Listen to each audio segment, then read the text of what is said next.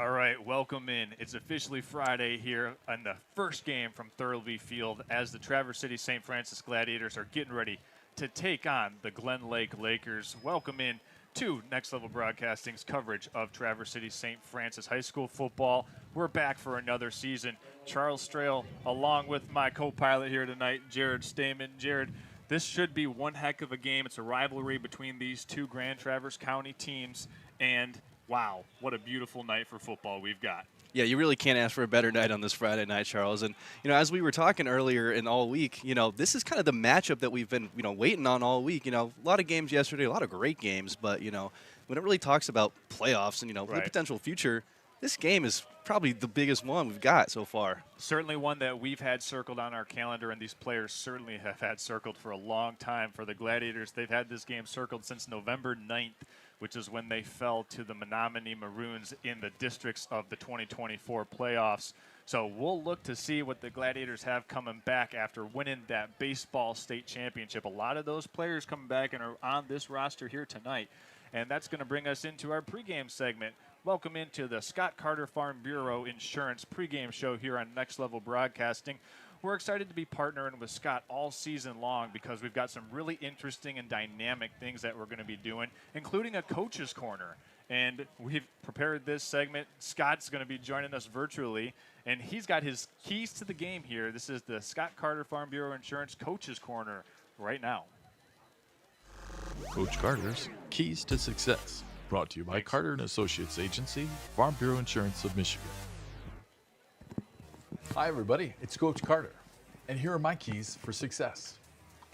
I don't know if you noticed, but outside it's far too cool for beaches, bikinis, and barbecues. And one good thing about that, football. That's right, it's football time. Ever since I was a young kid, I yearned to play on Thurlby Field.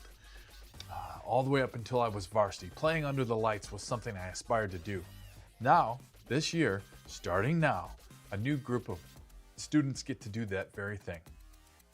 We embark upon the 2025 season with two Titans of the North, Glen Lake Lakers and St. Francis Gladiators. Both teams historically have been a run-pass offense, which means they establish the run so as to open up the pass.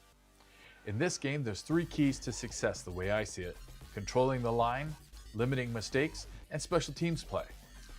So when we go to controlling the line, if you're a run-pass defense, you want to be able to get 3 to 5 yards each time you run the ball. That's going to be contingent upon the offensive line to dig in and win in the trenches. If they can do that, that team will be successful. Limiting mistakes. This is the first game of the season, under the lights no less, at Thurlby Field. There's going to be a lot of nerves in that situation. So whichever team can get a hold of those nerves and limit their mistakes to a minimum has a better chance to win. And finally, special teams play. When you're a run offense, it's harder to make up that extra ground. So with special teams, we set ourselves up for success with better field position. Controlling the line, limiting mistakes, and special teams play will be the keys to winning tonight. Good luck to both teams for a healthy and successful season. Now go tear it up, boys. This has been Coach Carter's Keys for Success. All right, we want to thank Scott Carter for those keys to the game. Once again, this is the Carter Farm Bureau pregame show. Charles Strail back in the booth with Jared Stamen. We're going to go through the starting lineups here for the Traverse City St. Francis Gladiators. Jared, I'll start with you for the defense. Yeah, so defense, we got starting out on left end. We got Alex Jeter. Defensive tackle, we've got Gage Walter, nose guard, Michael Frederick, another defensive tackle, Evan Bellinger, defensive end, Jacob Kraska. Our linebackers, we've got Ethan Daisiak, Sam Wildfong, and number 4, Bo Classens. Bo Classens. And our secondary, we got Gabe Frederick, Braxton Lazinski, and Cooper Sellers. Yeah, you got to look into that defensive backfield between Lasinski, Sellers, and Fifarik. Certainly names to keep an eye on. Starting for the offense tonight for the Gladiators with tight end, it'll be Alex Jeter, Ben Eckler, Gage Walter, John David Carlson, the tip of the spear at center, Zach Winowicki back from that injury that he had last year, going back to that right guard position, Garrett Russell at right tackle, and then Sam Wildfong, the other tight end. We've got senior Tyler Endress and Ethan Daziak in the backfield to go along with Evan Bellinger and Braxton Lisinski. So a lot of returning starters this year, a lot of returning talent, and a lot of returning swag. So Yeah. let's break this down a little bit, because this Gladiator baseball team in June won the Class C Boys State Championship, went all the way, and their 2 starting pitchers in that semifinal and championship game featured on this offense with Tyler Endress and Sam Wildfong. But you got to like the overall talent that this Gladiator team brings and the moxie Absolutely. after winning some hardware this June. Yeah, absolutely. Coming off, I was actually watching Sam Wildfong out there, and, you mentioned baseball, but also he's got quite the leg, Charles. He was kicking the field goals from 50 yards, and he wasn't too far off from hitting those. And that's something that Sam Wildfong has worked hard to perfect, and that truly is an art form, punting and kicking. 100%. We'll see him handling those punting and kicking duties here all night long. While we have an opportunity to do so, we do want to say tonight we will have a special tribute to head coach Larry Sellers, and it will be done by our friend Chris Middleton, the public address announcer here at Thurlby Stadium. We'll be cutting to that 5 minutes before kickoff. That'll be 6:55 Eastern time. It'll be a special moment in the hearts of all of Gladiator fans and fans of football in northern Michigan. So that will be a very, very special moment for everyone involved here. So we're going to conclude this pregame show, once again, brought to you by Scott Carter Farm Bureau Insurance. Take a quick break. When we come back, we'll have a brief interlude and then send it over to public address announcer Chris Middleton.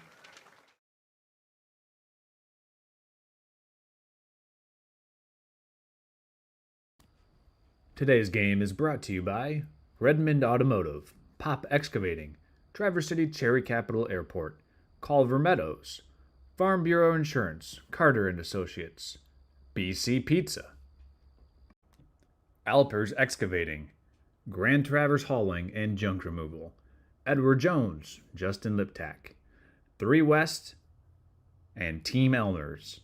We hope you're enjoying today's game. At American Liner Systems, they have 3 main goals in mind. They want to do the best possible job for their customers, ensure farm and industrial safety, and protect the environment all at the same time.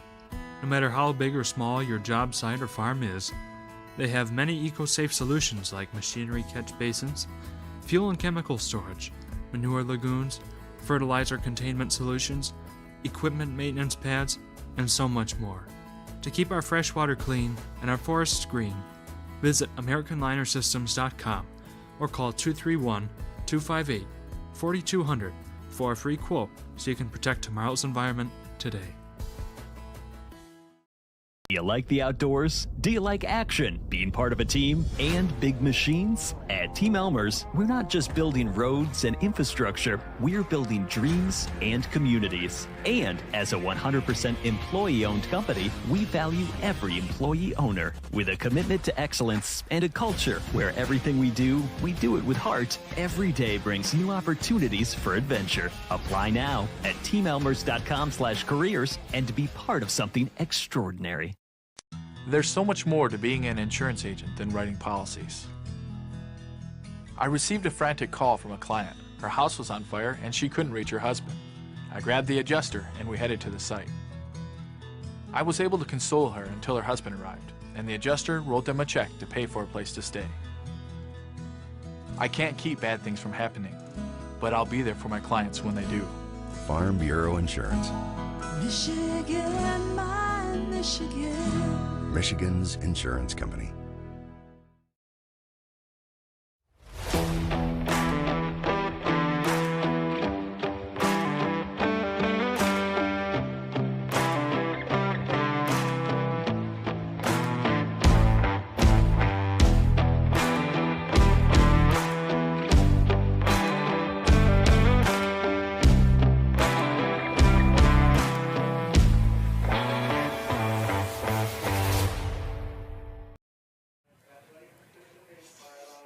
Welcome back in live. We're getting you ready, but take a look here and experience true Thurlby Field at its finest.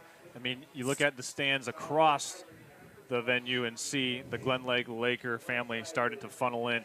Underneath us here in the press box, we see nothing but blue and gold for the Traverse City St. Francis Gladiators. So a lot of gold here tonight because Glen Lake also featuring the black and gold for the Lakers from just down the street.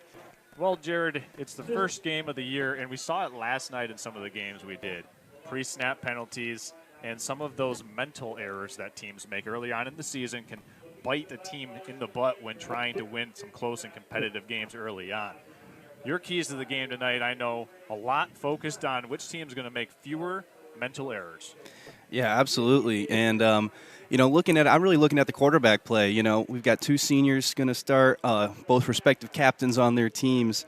And, we've really seen, you mentioned it, Tyler Indris, he's got the pitcher experience. He's used to that lonely, being the guy to make the team work. And I think that's going to be one of the keys to the game to keep the offense on key. It all stems through that quarterback. And on the other side of the ball, for Glen Lakers, they've got Caden Shaheen, senior starting at quarterback. He's had a pretty successful career so far. We'd like to see how, starts tonight on the first game of his last high school season. It'll be definitely something to watch. Also, the offensive line play, just looking at the Gladiator offensive line, when you have 2 senior guards, John David Carlson, the junior, getting the start at center. Guard, center, guard, when you can control the point of the attack, tip of the spear, however you want to lay it out there. But when your guard, center, guard can get those combo blocks and scrape and maybe catch a weak side linebacker, that really will open up some holes for fullback Evan Bellinger and then Ethan Daziak and Braxton Lisinski coming around on some of those counter plays that the Gladiators have made famous. One of the things to also keep an eye out for tonight, the Gladiators will look to pass. When they do so, they want to spread you out wide and let Tyler Endress sit back in the pocket with protection from that offensive line and really show off the arm that he has that's allowed him to be one of the best pitchers in the state. So a lot of things to keep an eye on here for the game tonight. Once again, we just want to thank you for making us a part of your Friday evening here, Labor Day weekend from Northern Michigan. What a night to be a part of high school football.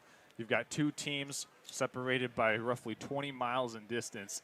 And for the fans of each of these 2 programs, there's a lot of shared bloodlines. And for them to be out here playing in between the lines at Thurlby at 7 o'clock under the lights, you couldn't ask for much more. No, this is when you draw up a perfect Friday night for football. I think, August 29th, 2025 is one of those days we're going to look back on. It is a perfect night for some good old high school football.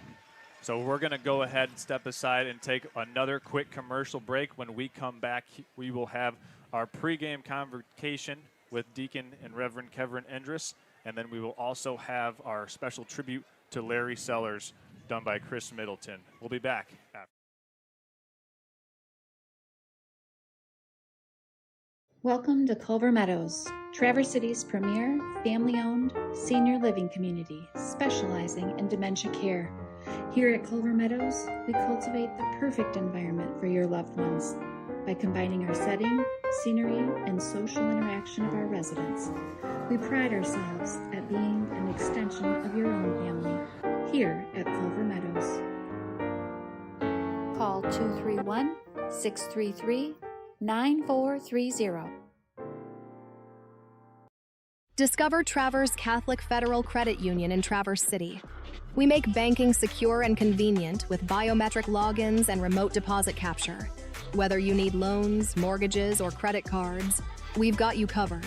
Manage your finances effortlessly with our online banking services. Grow your savings with our competitive rates and savings products. Experience the difference with Traverse Catholic Federal Credit Union. Visit tcfedcu.org for more. Now's the time to fly from your Northern Michigan hometown Cherry Capital Airport, TVC. TVC Airport will get you to your dream destination anywhere in the world. Visit tvcairport.com now. There's so much more to being an insurance agent than writing policies. I received a frantic call from a client. Her house was on fire and she couldn't reach her husband. I grabbed the adjuster and we headed to the site. I was able to console her until her husband arrived, and the adjuster wrote them a check to pay for a place to stay. I can't keep bad things from happening, but I'll be there for my clients when they do. Farm Bureau Insurance. Michigan, my Michigan. Michigan's insurance company. All right, welcome into high school football here on Next Level Broadcasting. About ready to get things officially underway for the 2025 campaigns for the Traverse City St. Francis Gladiators and the Glen Lake Lakers. We've got a special convocation here by Reverend Kevin Endress, and then we'll also have a tribute to Larry Sellers featuring Chris Middleton. We're going to send it over to public address announcer Chris Middleton now.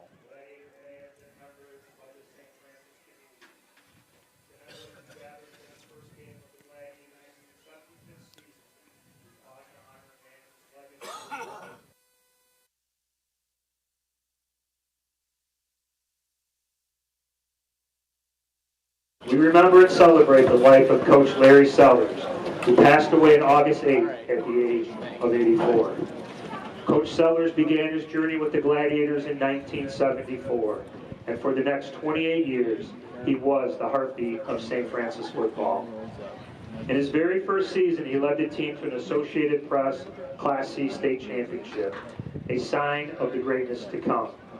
Under his leadership, the Gladiators claimed 2 more state titles in 1992 and 1999, and he finished his coaching career with an extraordinary record of 235 wins and 58 losses. But Larry Sellers was more than a coach.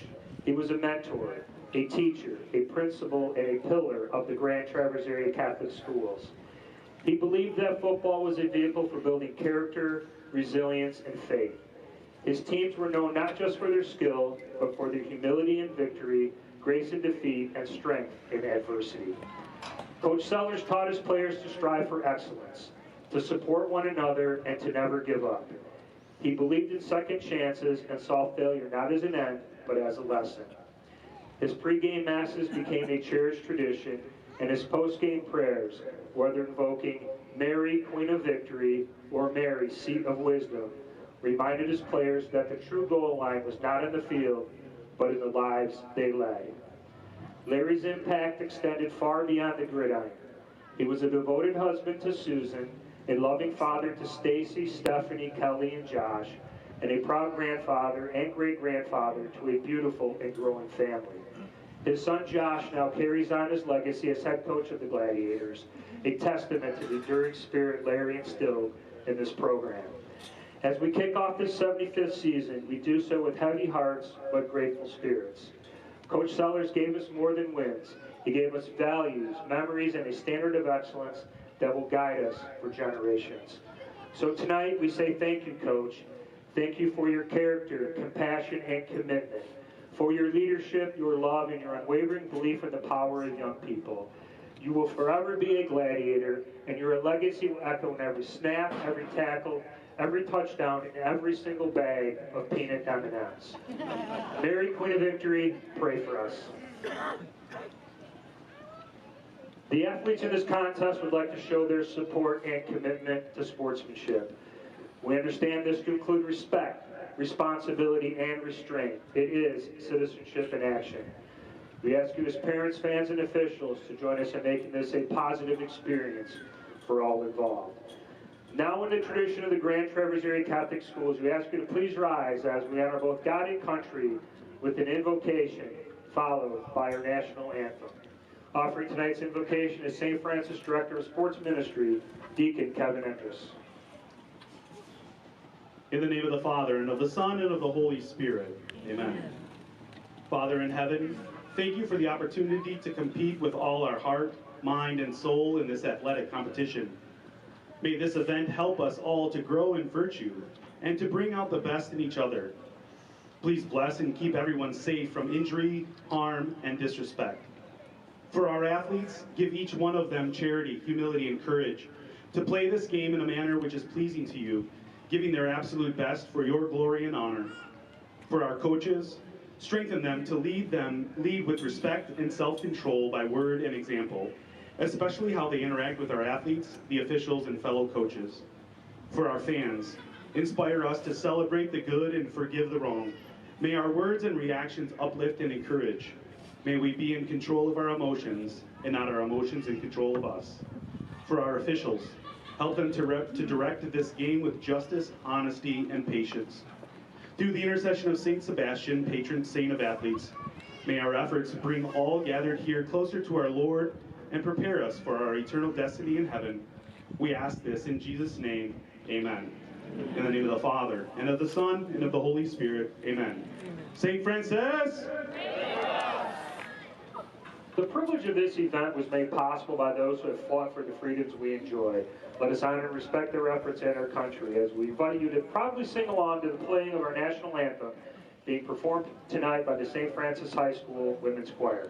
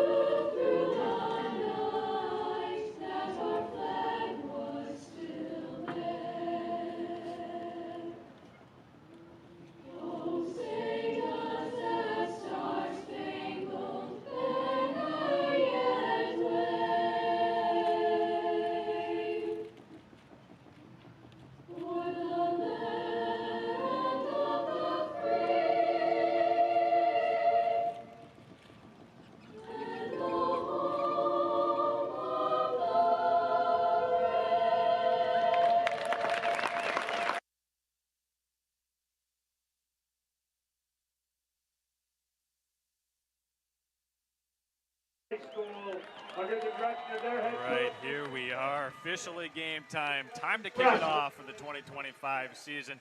But before we do so, we just want to say what a beautiful tribute there by our dear friend Chris Middleton.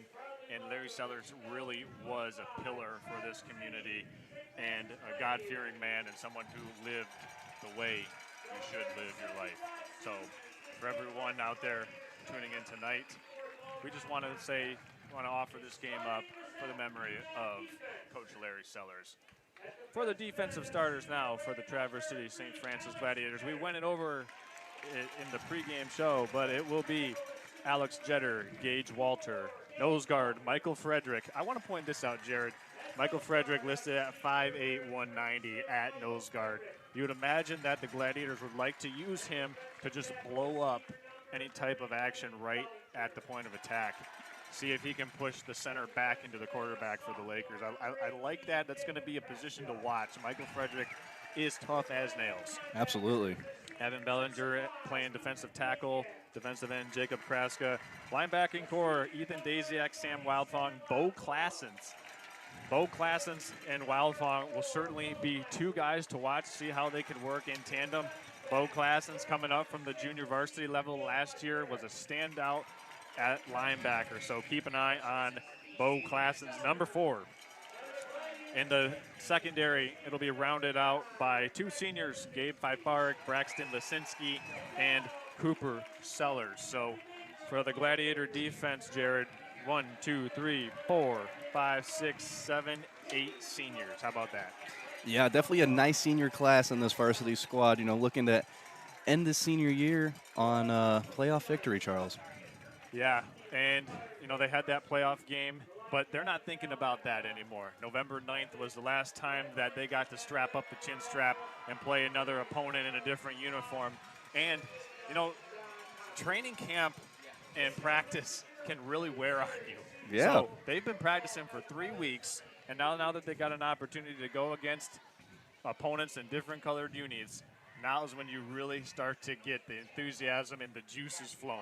Absolutely, Charles. On every level, you'll hear it from the coach staff. You know, playing against your teammates versus, you know, playing against those guys that you don't want to see them win. You don't want to see them succeed. You know, it's a different thing. You can't simulate game time vibes and all, the lights and the crowd noise. And, you're really seeing it earlier in the pregame. The Lakers, so much energy on that sideline, a lot of jumping up and down, a lot of chants going on. And, they really seem to be building up for, the energy, and even though it's an away game, technically on the field, their families aren't driving more than about 20 miles to come down to this game, Charles. Yeah, exactly. It's just a quick drive from Maple City Glen Lake. And, well, now we can finally quit talking about all the stuff leading up to this. We'll be kicking it off. Sam Wildfong teeing it up, shakes the referee's hand. That referee says, "Congrats on winning the state championship, Sam. Let's have a fun season." And Sam is certainly one of the senior Gladiators that is rearing to go here, looking to build that momentum and continue it right on into and onto the gridiron. Back deep for the Glen Lake Lakers to return this opening kickoff. It will be officially number 34, Brecklin Nerg, and number 10, Liam Palmer. Wildfong is sending it away, and we are officially underway. Fielded inside the 5, bringing it out. Nerg is brought down at the 15-yard line. Big time stick by Adam David.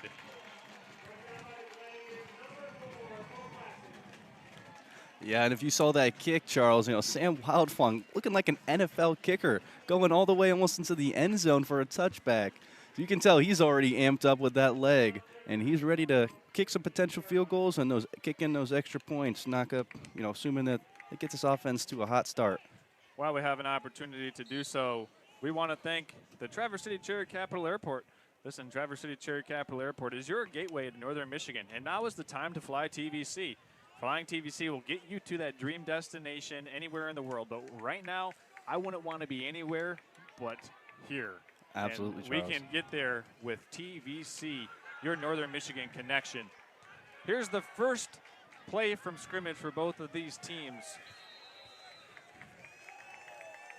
Parker Robinson will start, but we've got some commotion here before we even get underway.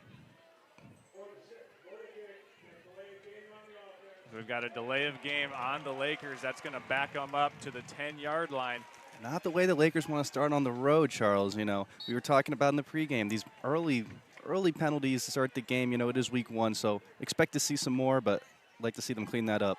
Here's a handoff off the left side to Sam Dykstra. And Dykstra picks his way out near the original line of scrimmage where he eventually runs into Sam Wildfong for about a gain of 4 yards on 1st and 15. Yeah, trying to get back on schedule after the first down penalty. Lining up for about 2nd and 11. I'd like to see what they do, line it up in the pistol again. Robinson's going to hand off to, this time, Dykstra is met right away. And coming in there for a tackle and bringing him down was Gage Walter. Yeah, I thought at first I saw that number 26, Michael Frederick in there, but one of those other guys on that line making a play.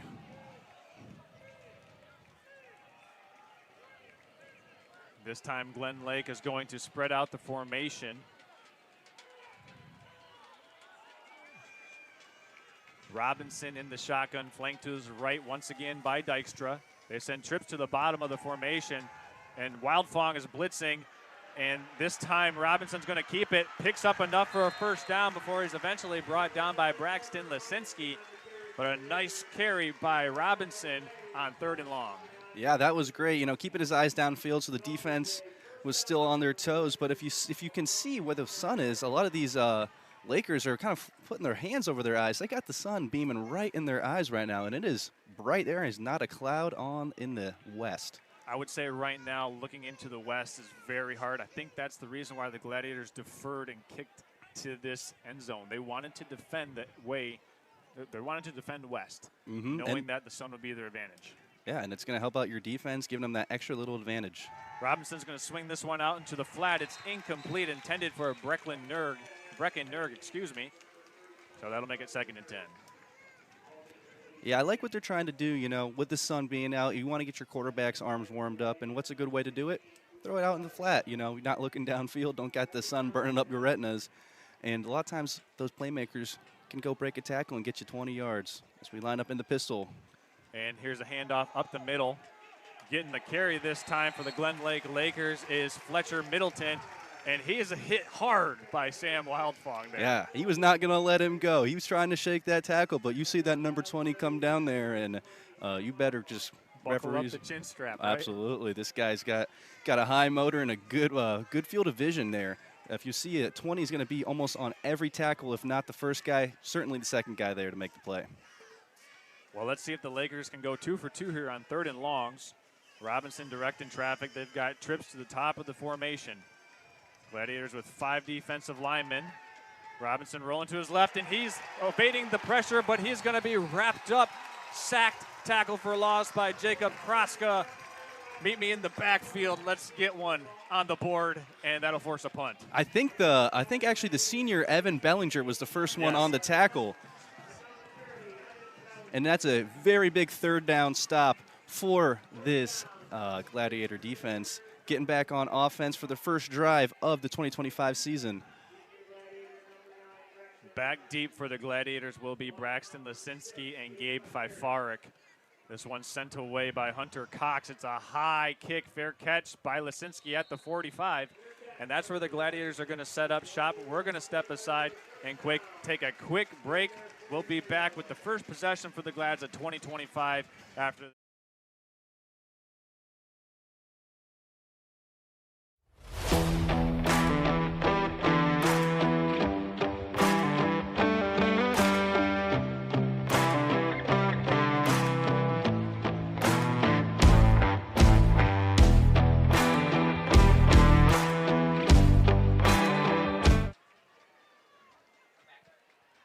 And here we are, first play from scrimmage. Enders under center in a full house set. He's going to turn and hand to Evan Bellinger. And Evan Bellinger picks his way to the 47-yard line, where he is eventually brought down by Dominic Stein. Yeah, and you're going to see this set a lot from the St. Francis Gladiators. They love to run that full house look, and they make a lot of good plays on that. Like we've said, they got a lot of seniors on this team that have gotten really used to this offense. So, by their 4th year on this team, it's been a very smooth transition, and you're going to see that in the play and the discipline on this offense. Endress under center once again. He's going to go on 2 this time and hand off to Lisinski. And Lisinski's out near midfield where he's brought down by Brecken Nerg.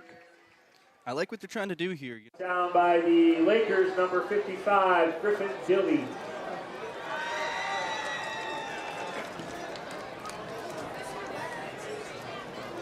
Third down and 4.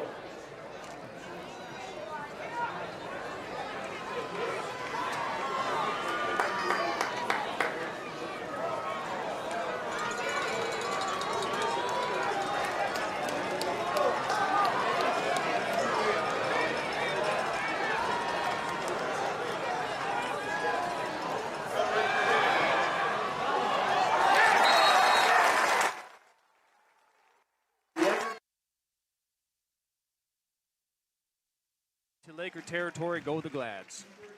Yeah, beautiful throw by Tyler Endress, getting it there on 3rd down. And, I'd like to see them get that ball in his hands some more. That was a great first throw, and we're lining back up into the full house on 1st and 10 from the.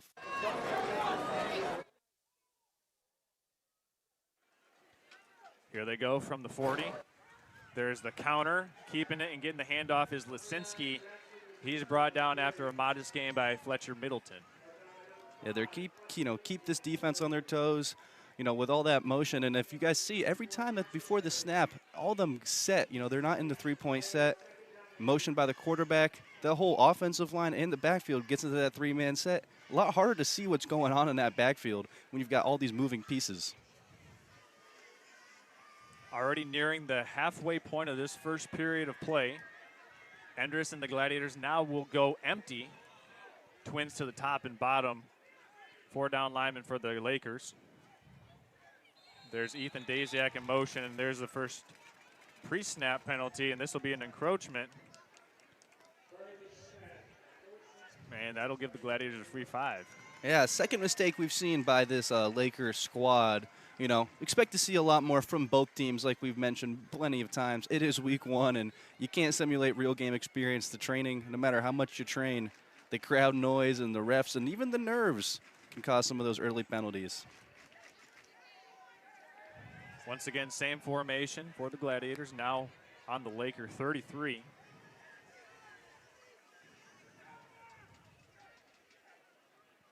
Daziak is going to run the jet sweep. Endress kept it, and we've got another penalty from the head umpire. It'll be a false start against the Gladiators. So the 2 pre-snap penalties cancel each other out. Yep, go right back. We knew that both of these squads were going to have some nerves and have some minor blunders to start out the game.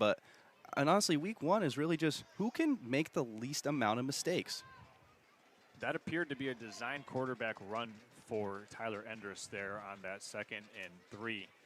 Let's see what they opt to do here now that it's back to 2nd and 8. Endress flanked to his left by Daziak and Bellinger. He'll keep it. He's got a nice block by Winowicki, and Winowicki leads the way for Endress. A nice pickup of 9 on the carry down at the 29-yard line of the Lakers. First down, Glads. Yeah, and none of these Gladiators are shying away from contact. Even that quarterback, knowing he might be taken beaten, lowers his head, and actually Jasper Boomer, Sam DiCastra kind of, knocked him on the ground a little bit. And I got to apologize. That was big 74 Ben Eckler leading the way, pulling around from his left tackle position there, creating that gap for Endress to pick up the first down. Thompson in motion. He's going to get the jet sweep. Tyler Thompson has speed. Can he slip through one tackle? He can't. A very sure tackle there by Kingston Palmer kept Tyler Thompson from potentially, actually that's Cooper Sellers. Pardon me, it's the first game of the season for the announcers too. That is true, Charles. So Cooper Sellers 16 there on the carry, 9 yards for him.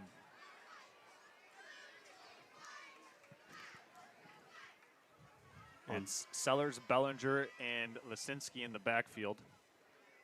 Endress looking to throw, got a lot of time, airing it out, puts it up for grabs, and it's intercepted in the end zone. Kingston climbing Palmer. The ladders. Palmer and the Lakers have a monumental takeaway here deep in their own red zone. Yeah, watching the Lakers warm up, Kingston Palmer was very noticeable out there, just running their routes extra hard. Anytime they were doing any drills, super fast cuts, good eyes, and right there, Tyler Endress taking a chance for his matchup, and Kingston Palmer got the better, coming away with the interception.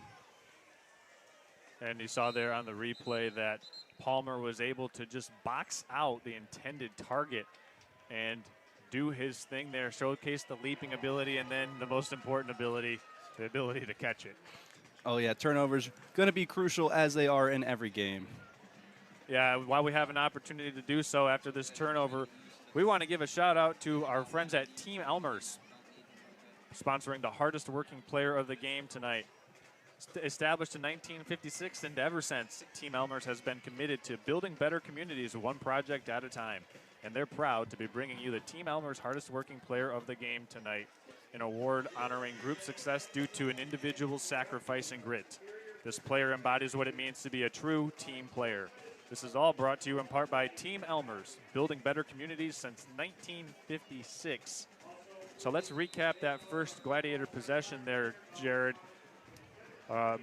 They were moving the ball pretty effectively, and then they got down, took a shot, and unfortunately the Lakers just made a heck of a play on the ball. Yeah, keeping it on the ground for mostly first and second down on those third downs, or the second and short, as we just saw, taking a chance down the field. I still liked what I saw in that first offense, and I don't think they should really be changing too much their second time around. Robinson is going to keep this one, throw it out to the flats. He's got a completion out wide to Liam Parker. And we have a change at quarterback, at least on that play. It was Caden Sheehan. Yeah, in warm-ups, both of them were taking the first-team reps. So, I was actually kind of looking to see who was going to take the start. Parker Robinson is the junior, as Colin Sheehan is actually their senior quarterback.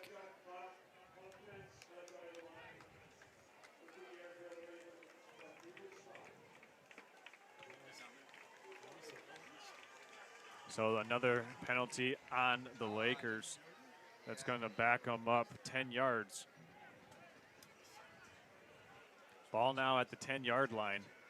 And so far, Glen Lake, after picking up that first down on that quarterback scramble, offense is going in reverse. Yeah, they've been looking a little desperate out there. The line has for the Gladiators have really been having their way getting the ball out of the hands quickly of their quarterback. There's a handoff, picking his way through the defense, and with a modest gain there is Fletcher Middleton. He's eventually wrapped up by Lisinski and a swarm of other Gladiators. Yeah, looking like they were trying to do a little RPO bubble concept on the, read option for the quarterback. He had the screen out to on the trip side of the formation. Ended up going with the handoff for only about a yard or two. Maybe next time look at the other option. But the other option did look pretty boxed up. So maybe back to the play art for the Lakers on 2nd and about 18. Once again, looks like Glen Lake's keeping Sheehan at the reins here for this possession. There's a handoff, ball is out, and the Lakers get back on it. It was Sheehan who was the first Laker down on the turf, and it seemed like that ball bounced around for quite some time before Sheehan was able to quickly see that there was a loose ball and fall on it. Yeah, good fumble drill from the offense, getting the guys on there as quickly as possible. And I do believe the play before that, I might have heard some rumblings with the ball coming out. He might have been already on the ground, but maybe some early ball security issues for this Lakers offense. That can be a bit of an issue sometimes when you have different quarterback snap counts. One of the downsides to having two quarterbacks is that you've got two different snap counts, and let's see if the Laker offensive line can handle that. Lakers on 3rd and 15 with trips to the bottom of the screen. Sheehan sprints out to his right. He's going to tuck it and run. Wildfawn can't bring him down, but is eventually brought down by Tyler Thompson. About an 11-yard scramble for Sheehan, but it'll be a 4th and 3 for the Glen Lake Lakers. And it looks like they're bringing on the punt unit. It's looking like a lot of this early success from this Lakers offense has come from the quarterback using his legs to get downfield. Seems like Gladiators are running a good amount of man defense, and as those routes develop down the field, you've got some time for the quarterback to use his legs to pick up some yards. Quite frankly, Charles, I'm a little surprised they're not going for this on the 4th and 3. This one's sent away by Hunter Cox. It bounces at the Gladiator 36 and takes a very nice Laker bounce down at the Gladiator 22-yard line. What a boot to flip the field position. Yeah, another great punt. We've been seeing some good ones this weekend, as we were talking about earlier. The Charlevoix game, I believe there was a 75-yard punt. Yeah, 75-yard punt. And people oftentimes forget just how special teams can change a game, because you got to remember it's a part of the game just like offense and defense. Absolutely, and having a guy that can boot it down the field, change the field positions, or even on offense, you got that 15-yard, kind of that no-man zone in high school football. You're going to go for it, or you're going to take your points. And if you got a solid kicker, got 3 extra points on the board a lot of times. Well, second chance at an offensive possession here for the Gladiators and company. Henderson, the shotgun. We got a delay game called against the Gladiators, so that'll back them up. So the first quarter has been riddled with quite a few pre-snap penalties. We talked about that in the pregame show, Jared, and I don't want to say that we're fortune tellers or predictors of the future, but it appears that we were pretty spot on with that. I think we've seen enough football in our lives, Charles, to kind of put 2 and 2 together. You're going to see this tomorrow with some college football, some early ones, and next week with the NFL. Week 1s are always hard. You can only do so much preparing. Nothing prepares you for a real game other than just getting your feet wet and getting out there. Back in the full house set. Here's a handoff, and getting most of that penalty yardage back for the Gladiators is Lisinski. He was eventually brought down by Brecken Nerg on the tackle. Seeming like Traverse City St. Francis isn't really trying to switch it up too much on offense. They had a good drive going. They just tried to force the ball a little bit too much on that 2nd and short. I think they should stay on a rhythm like they're doing, keep the ball on the ground, and keep this defense tired. Already under 1 minute 30 seconds in this opening quarter. And we've got a whistle, a flag, and another pre-snap penalty. Is it on the motion? It's against the Gladiators, so they'll back them up 5. False start. Oh, you know the coach is frustrated after two penalties and 3 plays. You know, got some kinks to iron out. We still are in the first quarter of week 1.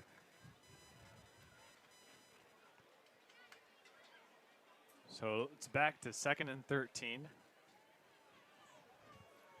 Right now, this Gladiator offense, after a pretty successful first drive, looking to regain their footing on their second possession. Endress dropping back to pass. He's throwing it out in the flat to Bellinger. Bellinger is wrapped up in the open field. An excellent tackle. Brecken Nerg had a 2-on-1. St. Francis had a lead blocker out there. Nerg was able to fight off the block and still make the play. Phenomenal play by Nerg. You know, it's already hard enough being out in the flat by yourself, but then trying to beat the block and make the tackle for essentially no gain. You really can't ask for better on defense. Excellent eye discipline by Nerg as well. He was man covering Bellinger, and he was not fooled by the backfield motions. Here's 3rd and 16. Endress in the shotgun, trips to the top of the formation.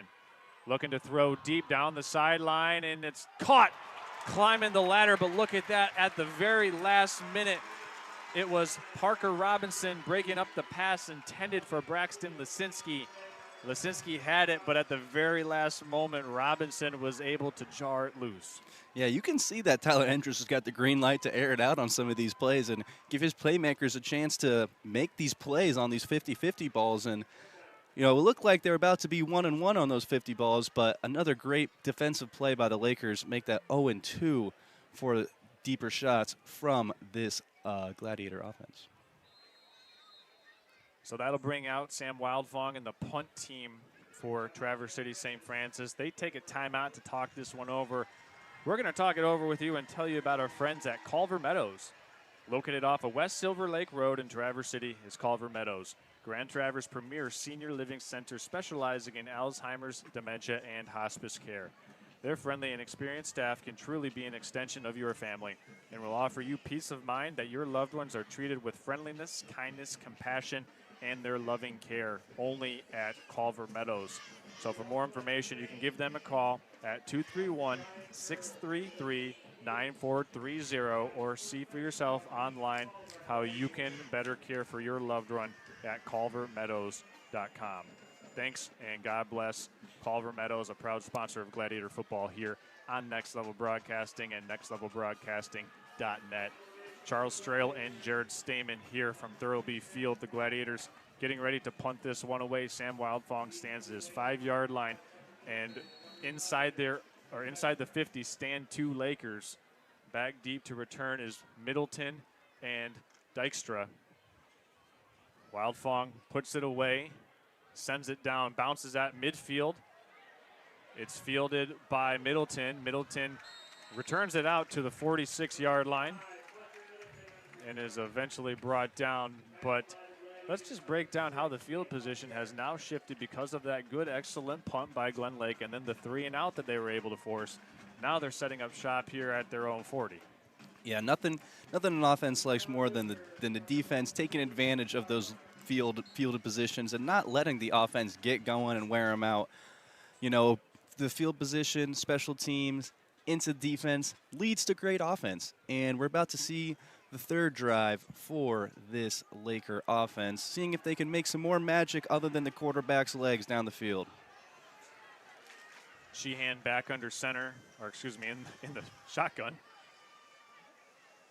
Low snap. Sheehan's going to have to pivot away, put it down, and is eventually brought down by Braxton Lisinski. Sheehan picks up about 3 yards on that. Let's call it a design quarterback keeper. Yeah, you know, I think it's hard to tell. And also, I'm really curious to see what this Laker team is going to do at quarterback. This is the second possession now that we do see Sheehan on the reins. But curious to see, as this game goes on, as the first quarter does come to an end here on Friday Night Football. So we're going to go ahead and step aside. You're watching high school football here on Next Level Broadcasting, streaming live on Next Level Broadcasting on YouTube and nextlevelbroadcasting.net. We'll be back.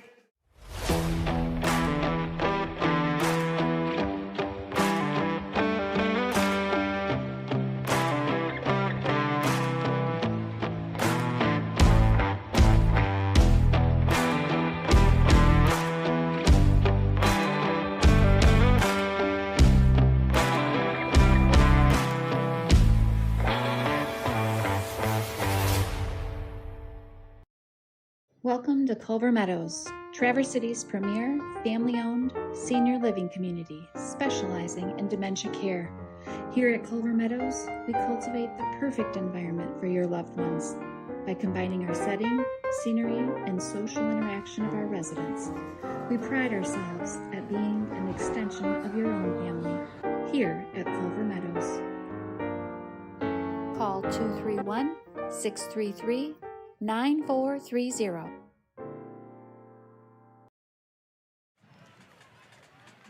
All right, welcome back. Second quarter underway, and now the Lakers have the privilege of going with the sun in their back. So no more looking into the glaring sun right now for Glen Lake, as we're, I would say, still 45 minutes away from sunset here at Thurlby Field in Traverse City. Charles Strail along with Jared Stamen here on the call. Both teams looking to get sustained and reliable offense. Let's see what Glen Lake can muster up here on 2nd and 7. Michael Frederick made the initial penetration in the backfield, but weaving his way around is Sam Dykstra, working hard for that 3-yard gain, and will set up a 3rd and manageable. I think I saw Sam Dykstra spin 3 different times on that play, Charles. Trying to make the defense miss as much as possible. We love seeing the effort from these young men. So the first quarter, a very much penalty-riddled 12 minutes of play. Let's see if either one of these two teams can clean it up. And Jared, I'd venture to say the team that cleans it up first will score first. I would agree with that, Charles. Get the momentum early. Sheehan in the shotgun. He's going to roll to his right, and it's a keeper. He's brought down. He's got about a 1.5 yard gain, eventually tackled by Jacob Kraska, and that will move the chains on the Sheehan keeper. Looking like I'm seeing 2 different spots from the referees, but they've decided that it is going to be a first down for the Lakers. So we want to check into the YouTube chat text line. We got some people saying, go Glads. Sky Media 45 saying, look, stoked for kickoff. And Landon Swanson, a current Central Michigan University linebacker, says the 2023 game was not a block in the back. So thanks for tuning in on the Next Level Broadcasting text in line on the YouTube chat feature. Keep sending us those remarks, and you might just make it on air with your comment. We've got a timeout taken on the far sideline by the Lakers. So, Jared, it really seems that Glen Lake is trying to preserve this current possession. This drive right now seems as though they're treating it like a golden opportunity. You know, they've got great field position, and their offense has overall looked a little bit under what this Traverse City Gladiator team can do. So I think, you know, starting out there early, trying to get the lead first, especially on the road, would be monumental for this Lakers team, and I think they know it. And right now for the Gladiator defense, they're having a little trouble stopping this design quarterback run game. Yes, they are. And, you know, with these athletes in the backfield, like Sheehan, it's just, it is hard to get these guys down. And, you know, you've also got Sam Dykstra, who is just such an athlete, and he just refuses to go down on these balls. I mean, you saw it on 2 plays ago, 3 spins. You know, these guys, they're just trying to make men miss. They're almost seeking contact, trying to get to that next second level of the defense and break away for a touchdown. Here's an unbalanced formation now for the Lakers.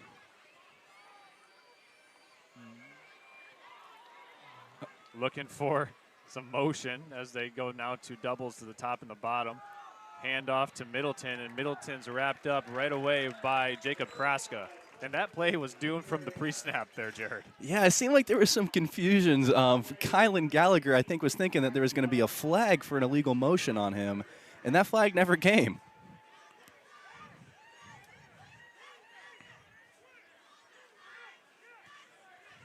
So this offensive line for Glen Lake, they've been leaning on it quite heavily.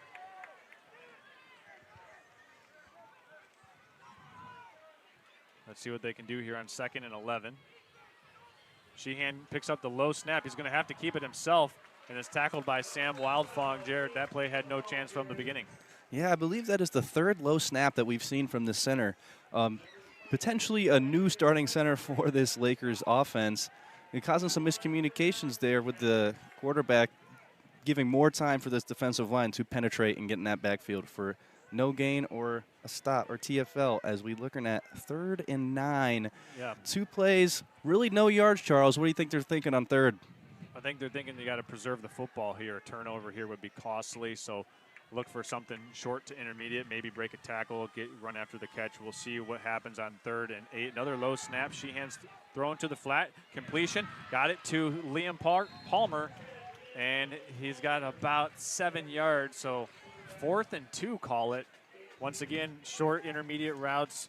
Just had to break 1 tackle, and that would have been a first down. Yeah, great play call by the head coach, making this a 4th and manageable, knowing the monumental momentum that they could get, keeping this drive alive.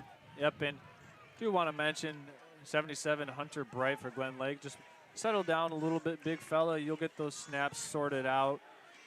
It's his first game of the season as well. You know, just like we're making some mistakes up here, let's keep an eye on that. There's one that Sheehan picks up off the turf on 4th down, and I don't think he got it, Jared. No, I think looking like Cooper Sellers coming down there for the tackle for no gain, and that is a turnover on downs for the Lakers squad. Here's the replay of that. The snap was low, and then boom, right in there, a swarm of Gladiator defenders stopping the progress of Sheehan.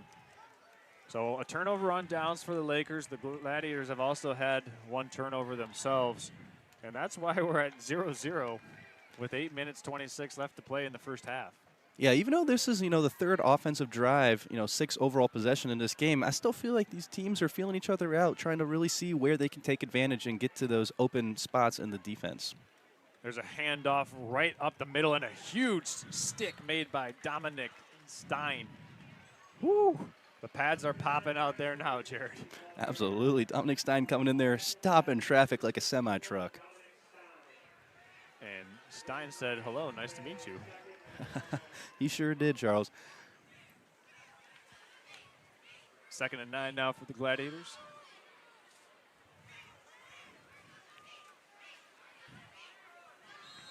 And we've got a timeout taken here by the Gladiator sideline.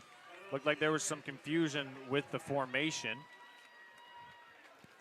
So we've seen first game of the year jitters. We've seen first game of the year pre-snap penalties and motions. And I think both coaches would say that they've used more timeouts early on in this first half than they would have liked to. But, hey, welcome to high school football. These guys, there's a lot of jitters on this field. You could see it earlier in the pregame, a lot of screaming and yelling, hyping each other up. And, getting those emotions in check, I think, is the next adjustment for this coach, for this team, for both teams, really. Both of them having pre-snap penalties, motions, some confusion on offense, multiple timeouts called. A lot of things to clean up here, but we've just went under 8 minutes in the second quarter, so there's still a lot of football left to play, a lot of time for these young men to make. Got to get the wheels turning, and while we have an opportunity to do so, we want to give a shout-out to Redmond Automotive, keeping the wheels turning here in Traverse City. We'll tell you about them after this snap.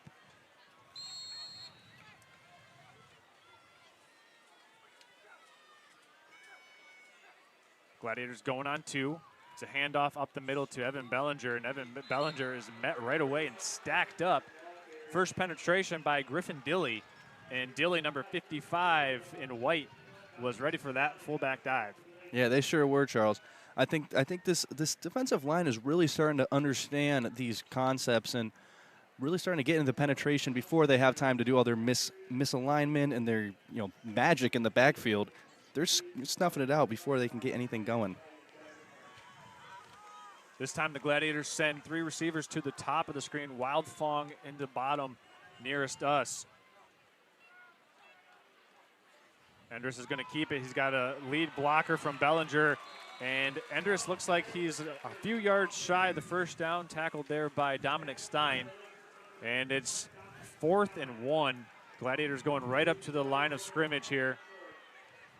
This might be a sneak, a bush push, or a tush push, whatever your preference. Near side official has it marked at a first down, but the far side official has it short. Let's see which one takes custody of the spot. Oh, wow, that is a close spot. It looks like it's enough for a first down, and it is. I really like the no-huddle look by the Gladiators, trying to take advantage of this tired defense and, use their strength, which is their run game. I just got to give a shout-out to this D line for the Glen Lake Lakers. David Kish, Dilly, to go along with Henry Plamondon. These guys are working hard on the interior of that 4-man front. With those wide hanging 9 techs on that perimeter. There's a counter, and Daziak breaks it and is tripped up by his shoelaces by Sam Dykstra. Otherwise, Daziak might be taking that to the house. Yeah, I love that counter play. They've run it a few times so far, but this time they finally got the defense fooled enough to break away for about a 15-yard gain there.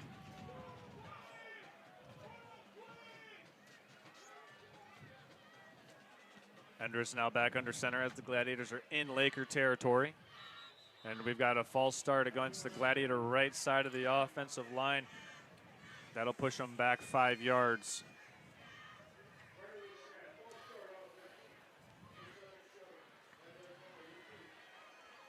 It'll push them back just inside of midfield. Yeah, the laundry's continuing to pile, Charles, in this first half of football. Yeah, we need a laundromat sponsor. If anybody who's watching live knows a business in the Grand Traverse area that would like to be our laundry sponsor here, let us know. That's a great plug and a great tie-in here all season long. Only the first game of the year, so we've got a lot of time. As Lisinski's in motion, there's a handoff, straight dive for Bellinger. He's wrapped up after about a 4-yard gain by Henry Plamondon.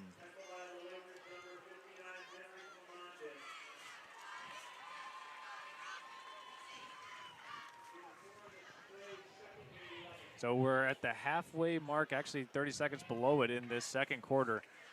The Gladiators will receive the opening second half kickoff.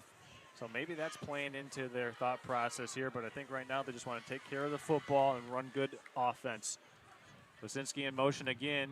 Actually, this is the hand to Lisinski. He's dragging a defender, and he picks his way to the 40-yard line. A nice modest gain on second down. Yeah, and this is keeping them on schedule here, Charles. 3rd and 5 is a lot more manageable than the second and the 3rd and 10s that they've faced multiple times so far these first couple drives.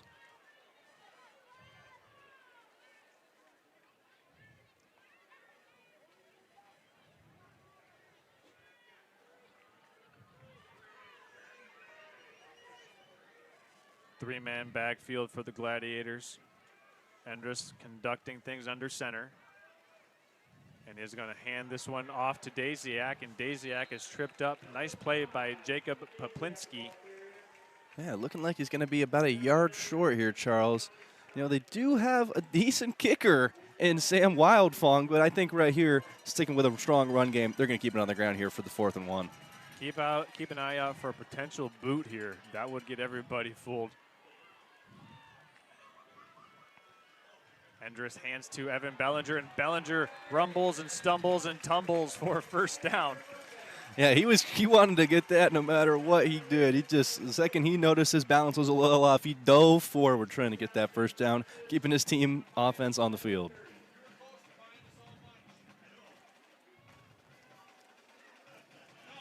Gladiators shuffling in some new personnel from the sidelines. 1st and 10 from the Glen Lake Laker 30.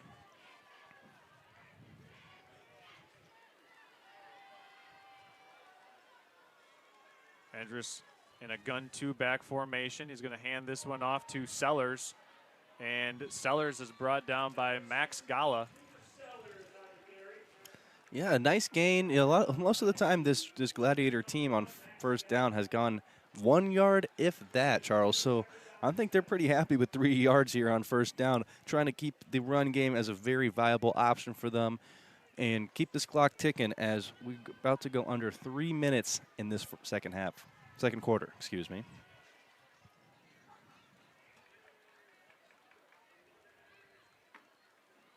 Here's a handoff to Lisinski. He's got a lead blocker from Bellinger, and Lisinski is down inside the 20. A nice pickup of 8 yards on the carry, and that'll move the chains for the Gladiators at the Laker 18. Yeah, good blocks on that left side by this Gladiator team. You know, the running back can only be as good as his blockers. I think it actually looked like it was Alex Jeter that kicked out left, a tight end, making a block out on the edge. We've got another timeout taken by the Gladiators with 2:42 remaining to play here in this first half. A good sustained drive for the Gladiators. They still have had some pre-snap penalties, but their run game is starting to pick it up right now. Those quick hitters that the Lakers were just kind of stopping earlier on, now starting to get 2, 3, sometimes 4 yards, and boom, like that, you see Lisinski picking up 8. Yeah, you know, as the half grinds down to an end, these guys are starting to get a little tired. It is the first week of football, and, you know, no matter how much training you do, once you're actually out there really battling your butt off, you get tired, man. It's just how it goes, and I think you're starting to see this from this Laker defense. They're starting to get a little tired, and right before halftime, this Gladiator offense is just trying to milk the clock, get these guys nice and tired so that they can go down and score and feel good going into halftime. Once again, do want to mention Gladiators will receive the second half kickoff as the sun now sets on Thurlby Field. It'll be 1st and 10 from the Laker 18.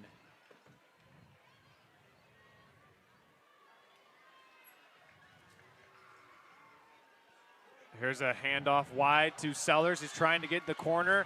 Pushed out of bounds at the 11-yard line. Give him 7 yards on that first down handoff. Yeah, great play by Sellers, using his speed to get around that edge. Looked like for a moment he was about 1 tackle away from 6 points on the board.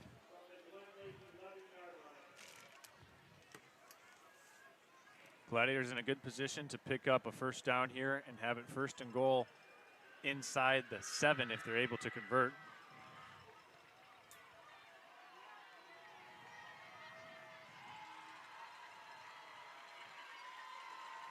Here's the snap.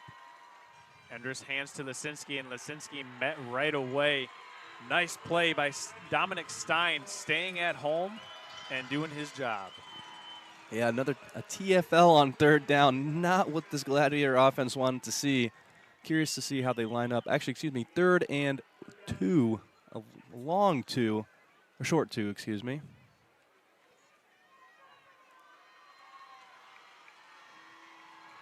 Glen Lake faithful trying to get their defense pumped up here to make a 3rd down stand.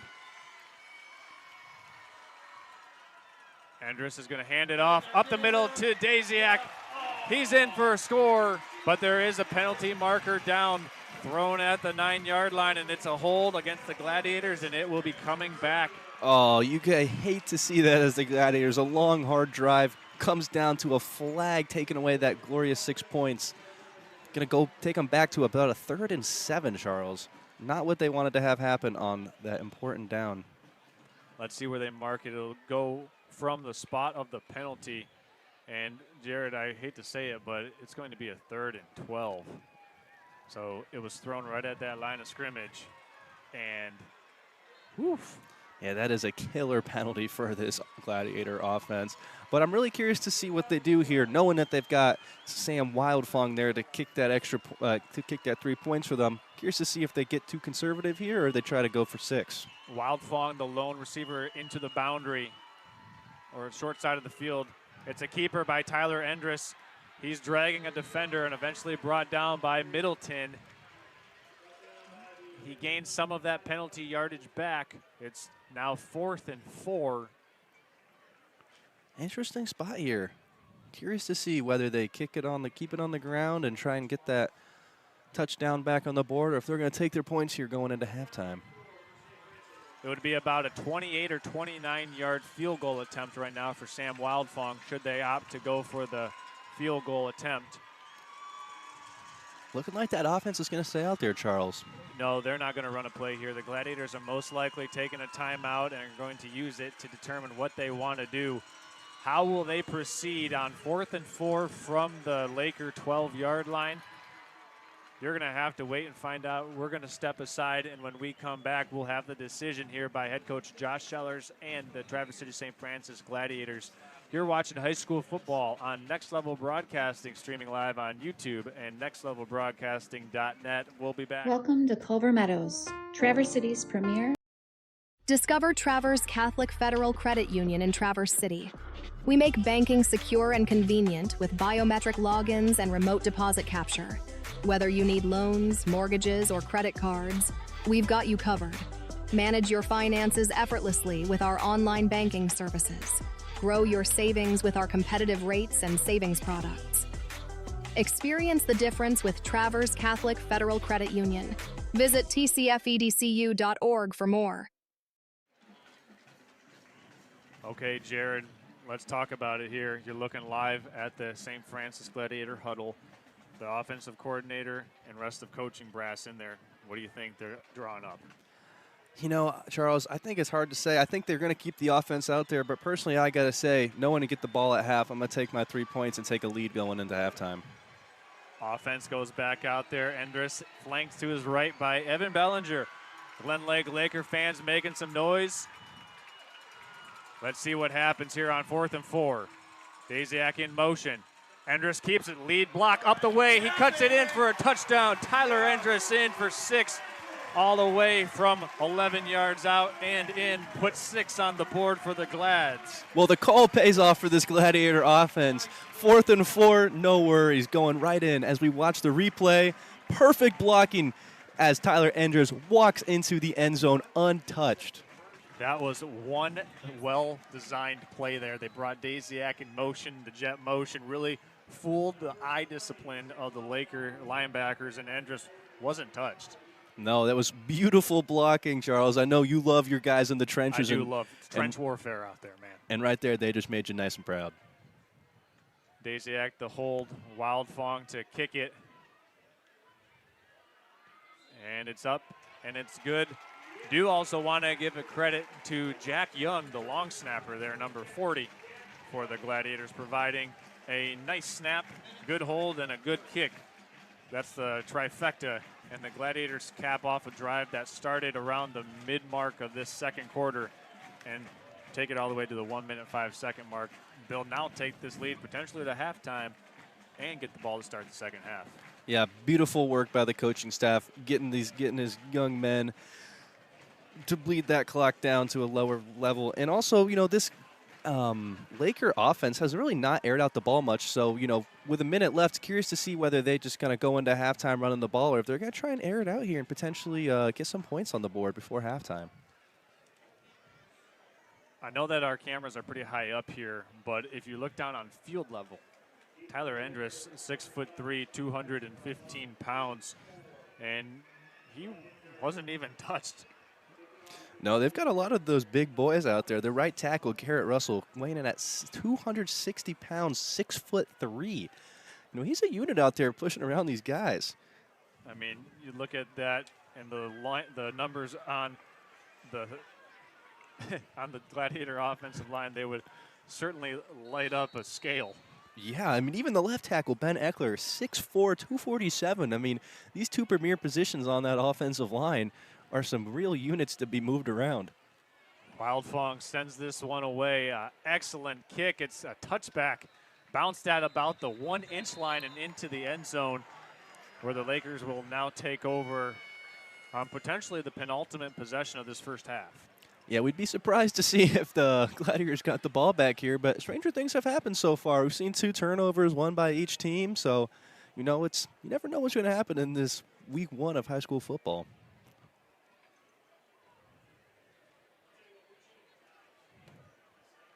Still just a 1-score game, so it doesn't take the Lakers out of their offense in the second half. But right now, you're probably going with your 2-minute drill formation. A lot of teams have these plays scripted, so that way they can get up to the line of scrimmage right away and either clock it or get into their next play right away. Let's see what they do here as Robinson back at quarterback.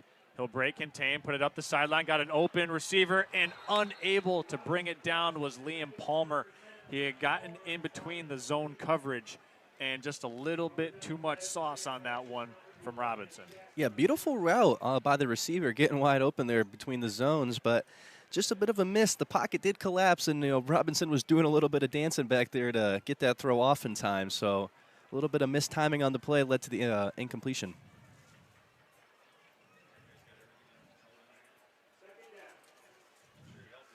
But I love the call for them. Airing out the ball, trying to instill some confidence in their quarterback as we line up for 2nd and 10. Gladiator defensive line was shifting right near the snap, and that caused a false start by the Laker offensive unit. Yeah, not a penalty you want to see at this point in the half, but curious to see if the coach just is going to bite his bullet and get his young guys into halftime and try and dial up some changes for the second half. That's right. The Gladiators don't have any timeouts left. So if the Lakers do want to send this one into halftime down 1 score, they can do so. All they got to do is run 2 plays. Yeah, looking like they're going to try and line up in another shotgun with trips to the right side as well again. Let's see Robinson dropping back to pass, looking to throw over the middle, overthrows his intended target by about 4 or 5 yards, intended for Brecken Nerg. Looked like if he waited a little bit longer, Kingston Palmer on that post route would have been wide open there. Would have been quite the throw to get him there, but could have been 6 points on the board for them if he had maybe a little bit more time in that pocket. So 3rd and 15 here. Gladiators with no timeouts here. You're the Laker offensive coordinator. What are you doing here, Jared? I'm getting my guys into halftime. I think, we don't want to see any more picks or any bad plays like that. It's just going to demoralize the team. You already are going into halftime knowing you're going to have to hop right back on defense and, try and keep this game a one-possession game. And I think that's what we should do right now for the Sheehan back at Lakers. Quarterback. He's keeping it. It's a run play. And right there, Jared, well said and well documented there. Tackle made by Michael Frederick. And that will force a punt. The play clock will not take us to halftime, though. They will have to snap this ball. About a 10-second difference between game and play clock. If I'm the Gladiators coach right now, I'm telling my guys to return the punt. This is your time to really make a statement right now. If you can get 6 points right before halftime, get a potential 14-0 lead with the ball at half, you could really run away with this game. Fifark and Daziak at their own 46-yard line, back deep to return this. And the Lakers are going to be taking a delay of game penalty to run this all the way down as far as possible. It'll back them up 5 yards, but that penalty yardage is marginal right now. Yeah, the first penalty I think that we've seen that the coach is not too upset about. Just getting the ball back down, trying to milk as many seconds off the clock so some potential miracle play could not happen for this squad.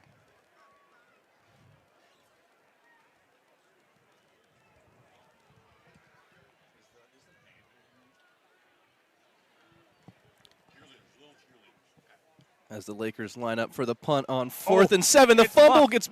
And it's broken up. It's recovered in the end zone for a safety.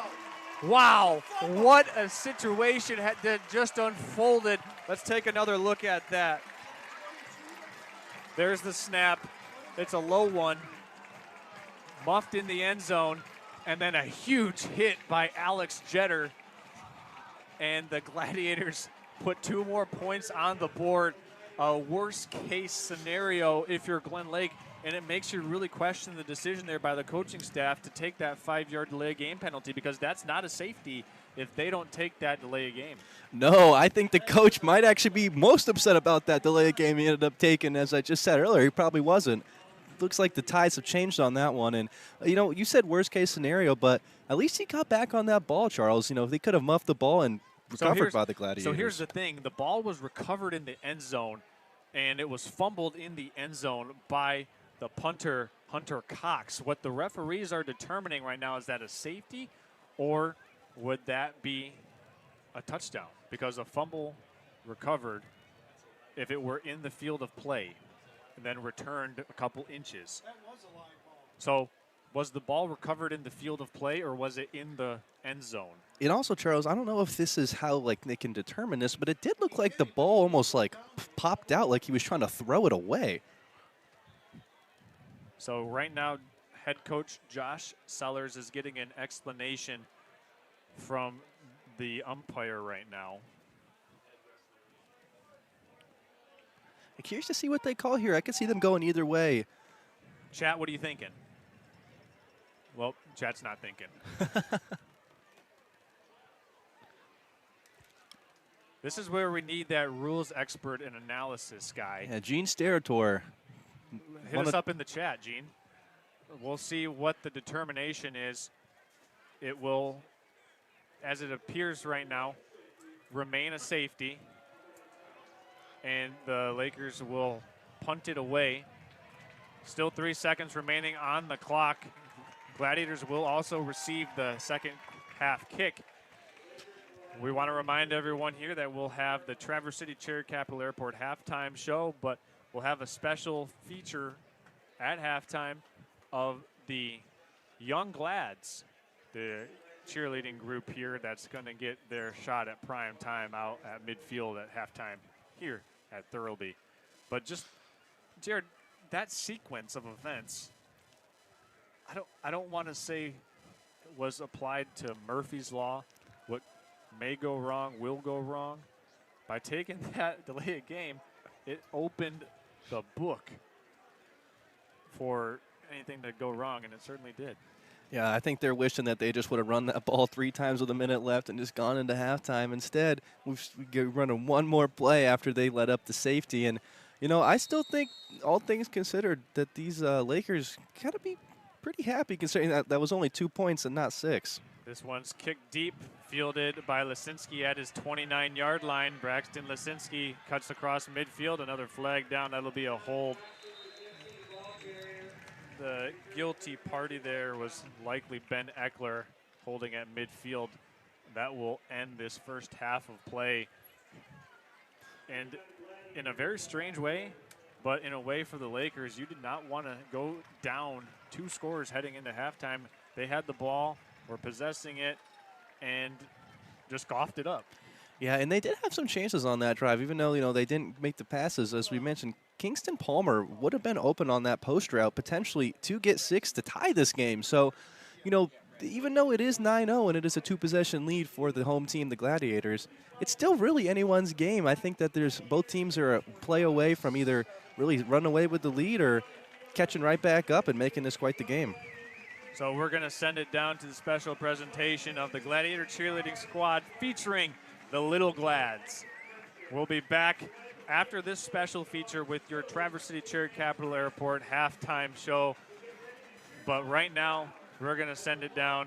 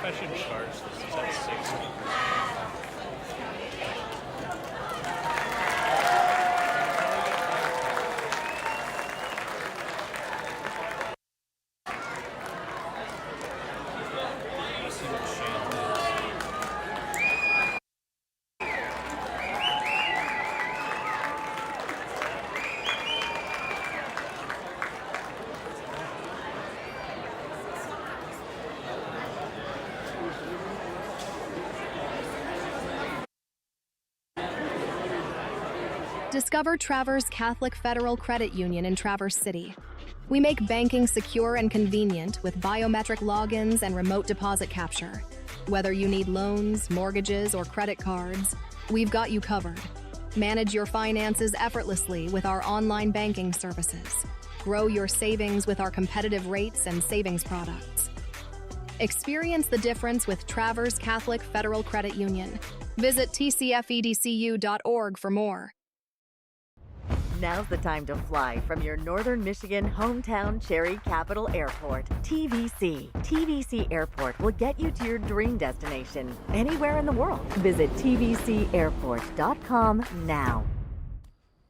Today's game is brought to you by Redmond Automotive, Pop Excavating, Traverse City Cherry Capital Airport, Culver Meadows, Farm Bureau Insurance, Carter & Associates, BC Pizza, Alpers Excavating, Grand Traverse Hauling and Junk Removal, Edward Jones, Justin Liptak, 3 West, and Team Elmers. We hope you're enjoying today's game. At American Liner Systems, they have 3 main goals in mind. They want to do the best possible job for their customers, ensure farm and industrial safety, and protect the environment all at the same time. No matter how big or small your job site or farm is, they have many eco-safe solutions like machinery catch basins, fuel and chemical storage, manure lagoons, fertilizer containment solutions, equipment maintenance pads, and so much more.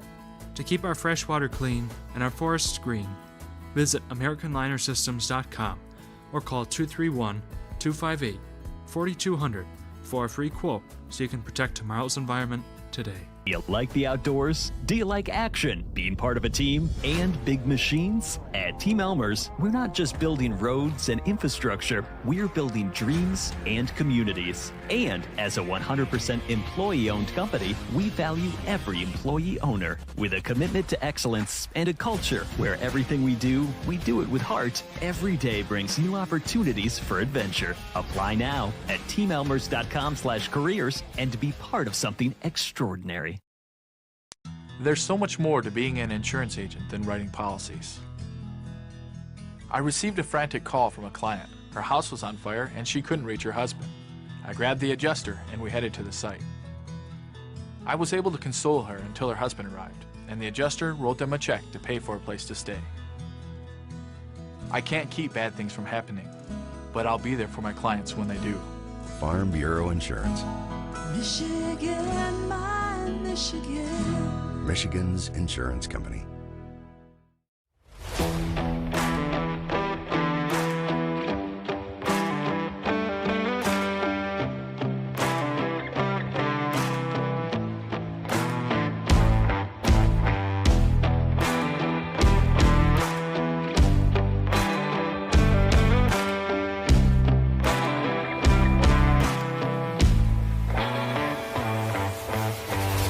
Welcome to Culver Meadows, Traverse City's premier family-owned senior living community specializing in dementia care. Here at Culver Meadows, we cultivate the perfect environment for your loved ones by combining our setting, scenery, and social interaction of our residents. We pride ourselves at being an extension of your own family here at Culver Meadows. Call 231-633-9430. Discover Traverse Catholic Federal Credit Union in Traverse City. We make banking secure and convenient with biometric logins and remote deposit capture. Whether you need loans, mortgages, or credit cards, we've got you covered. Manage your finances effortlessly with our online banking services. Grow your savings with our competitive rates and savings products. Experience the difference with Traverse Catholic Federal Credit Union. Visit tcfedcu.org for more. Now's the time to fly from your northern Michigan hometown Cherry Capital Airport. TVC. TVC Airport will get you to your dream destination anywhere in the world. Visit tvcairport.com now.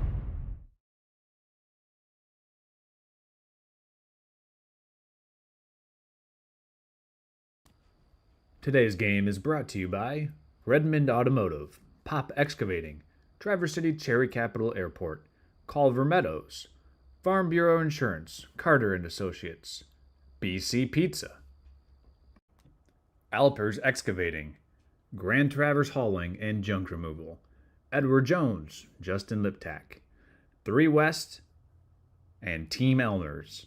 We hope you're enjoying today's game.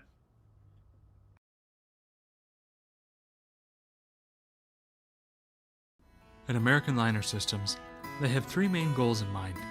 They want to do the best possible job for their customers, ensure farm and industrial safety, and protect the environment all at the same time. No matter how big or small your job site or farm is, they have many eco-safe solutions like machinery catch basins, fuel and chemical storage, manure lagoons, fertilizer containment solutions, equipment maintenance pads, and so much more. To keep our freshwater clean and our forests green, visit AmericanLinerSystems.com or call 231-258-4200 for a free quote so you can protect tomorrow's environment today. Do you like the outdoors? Do you like action, being part of a team, and big machines? At Team Elmers, we're not just building roads and infrastructure, we're building dreams and communities. And as a 100% employee-owned company, we value every employee owner with a commitment to excellence and a culture where everything we do it with heart. Every day brings new opportunities for adventure. Apply now at teamelmers.com/careers and be part of something extraordinary. There's so much more to being an insurance agent than writing policies. I received a frantic call from a client. Her house was on fire and she couldn't reach her husband. I grabbed the adjuster and we headed to the site. I was able to console her until her husband arrived, and the adjuster wrote them a check to pay for a place to stay. I can't keep bad things from happening, but I'll be there for my clients when they do. Farm Bureau Insurance. Michigan, my Michigan. Michigan's insurance company. Now's the time to fly from your northern Michigan hometown Cherry Capital Airport. TVC. TVC Airport will get you to your dream destination anywhere in the world. Visit tvcairport.com now.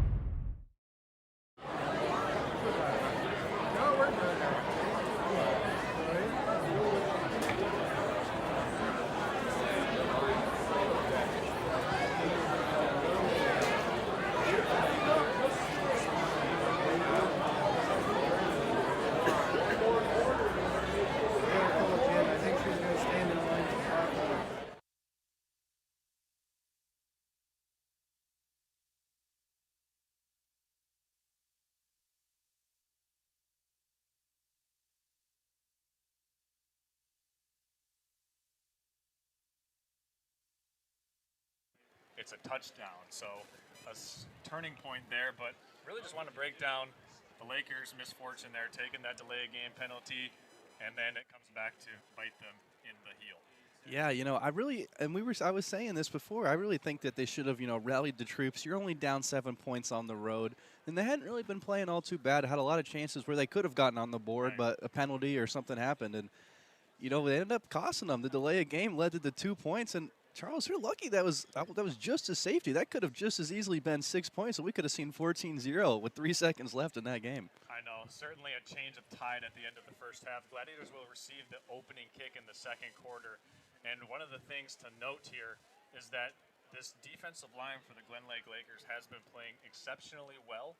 However, will they be able to keep that up in the second half, as this Gladiator run game we saw on that most recent possession where they scored the touchdown has been starting to wear down that defensive front for the Lakers. So my second half thing to look for is, will the defensive line continue to play well for Glen Lake, or will that offensive unit, and particularly the offensive line for Traverse City St. Francis, and then those running backs that just keep pounding and pounding away, will that eventually wear down this Laker defense?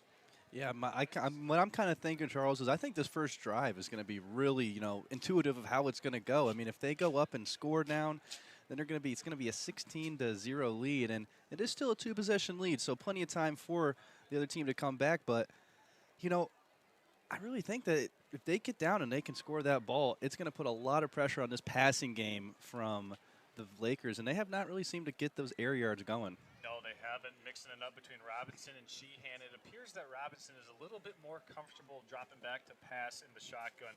Sheehan had that run package where they would snap it to him and obviously just try to take off following a lead block by Dykstra and just see what he could do. So we'll see what the Laker offensive attack has in the second half, and a lot of it will be determined by what the score is when the Lakers get the ball back again on offense, because right now they're down by 2 possessions because of that safety.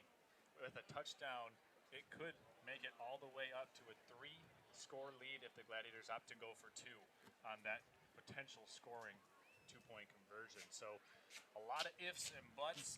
We're going to have to see what happens on the field in this second half of play. This has been the Traverse City Cherry Capital TVC Airport halftime show, reminding you that they're your gateway to Northern Michigan, keeping you connected to high school football all season long here on Next Level Broadcasting via the Traverse City Cherry Capital Airport. We're going to step aside here when we come back, second half between Gladiators and Lakers on Next Level Broadcasting.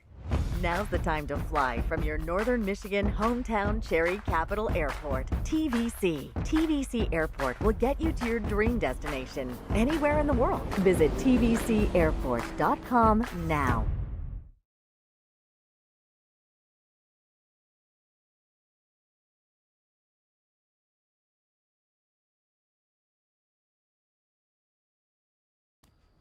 Today's game is brought to you by Redmond Automotive, Pop Excavating, Traverse City Cherry Capital Airport, Culver Meadows, Farm Bureau Insurance, Carter and Associates, BC Pizza, Alpers Excavating, Grand Traverse Hauling and Junk Removal, Edward Jones, Justin Liptak, 3 West, and Team Elmers. We hope you're enjoying today's game. At American Liner Systems, they have 3 main goals in mind. They want to do the best possible job for their customers, ensure farm and industrial safety, and protect the environment all at the same time. No matter how big or small your job site or farm is, they have many eco-safe solutions like machinery catch basins, fuel and chemical storage, manure lagoons, fertilizer containment solutions, equipment maintenance pads, and so much more. To keep our fresh water clean and our forests green, visit AmericanLinerSystems.com or call 231-258-4200 for a free quote so you can protect tomorrow's environment today. Do you like the outdoors? Do you like action, being part of a team, and big machines? At Team Elmers, we're not just building roads and infrastructure, we're building dreams and communities. And as a 100% employee-owned company, we value every employee owner with a commitment to excellence and a culture where everything we do it with heart. Every day brings new opportunities for adventure. Apply now at teamelmers.com/careers and to be part of something extraordinary. There's so much more to being an insurance agent than writing policies. I received a frantic call from a client. Her house was on fire and she couldn't reach her husband. I grabbed the adjuster and we headed to the site. I was able to console her until her husband arrived, and the adjuster wrote them a check to pay for a place to stay. I can't keep bad things from happening, but I'll be there for my clients when they do. Farm Bureau Insurance. Michigan, my Michigan. Michigan's insurance company. Now's the time to fly from your Northern Michigan hometown Cherry Capital Airport. TVC. TVC Airport will get you to your dream destination anywhere in the world. Visit tvcairport.com now. Today's game is brought to you by Redmond Automotive, Pop Excavating, Traverse City Cherry Capital Airport, Culver Meadows, Farm Bureau Insurance, Carter and Associates, BC Pizza, Alpers Excavating, Grand Traverse Hauling and Junk Removal, Edward Jones, Justin Liptak, 3 West, and Team Elmers. We hope you're enjoying today's. All right, welcome back in. Third quarter here on Next Level Broadcasting, presented by Culver Meadows. Charles Trail and Jared Statement up in the box right now, 9-0. Gladiators take that halftime lead courtesy of that last-second safety. They'll get the opening kick in the second half. Jared, you think they go back to the ground game or maybe try to open it up now that the first half jitters have exited their systems? I think they keep it on the ground and try and get those linebackers and those D-line tired for the Lakers. You know, they've really been keeping this Lakers team in the game, this defensive line, keeping this run game, the strong run game for the Gladiators to about 3 to 4 yards a carry, but more on that 3 side. And, you know, I know that they're pretty happy about that, and the Gladiators would like to change that 3 to at least 4, hopefully 5 to 6 yards a pop.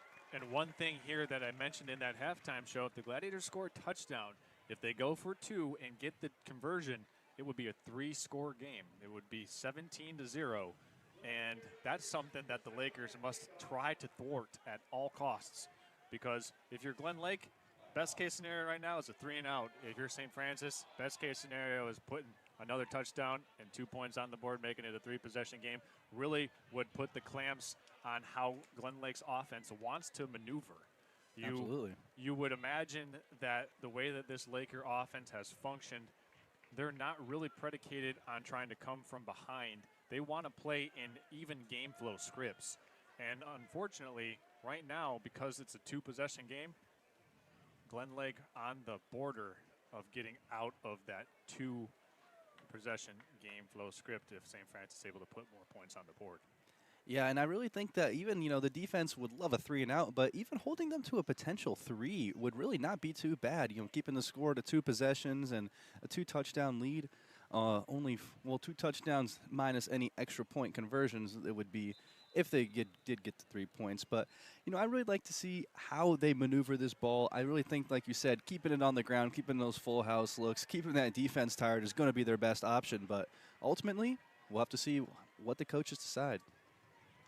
Well, certainly the momentum on the side of the Gladiators after that safety with 3 seconds remaining in the second quarter. Like I said at halftime, how does this defensive line for Glen Lake continue to play? Because the way that they've been battling inside, eating up blocks, they've been playing with 4 defensive linemen down and then 2 wide hanging 9-techs out on the perimeter, and they've been doing a good job of staying clean and keeping their linebackers available to make tackles. But will those blocks and combo blocks for the Gladiator offensive line start to eat away and erode this defensive unit for the Lakers? And that's why we've got 24 minutes of football to decide what's going to happen here. And let's see if they can clean up these penalties, pre-snap penalties as well, as the Lakers kick it off to start our second half of ball. Cox sends it away. It's going to be fielded at the 10 by Lisinski. And Lisinski turns the corner down the sideline. Lisinski cuts it back and is brought down at the 46-yard line eventually by Kingston Palmer. But a 35-yard return for Lisinski and the Gladiators, and they'll set up shop after a nice kickoff return. Yeah, the momentum already siding back with the Gladiators on the first play.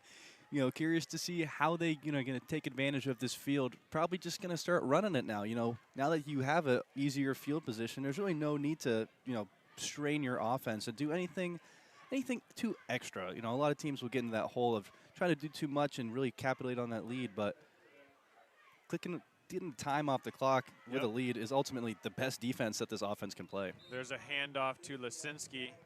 Got a little nice scrum between Sam Wildfong and Fletcher Middleton there toward the end of the play. Love to see that competitiveness coming out in those 2 wicked, fierce competitors.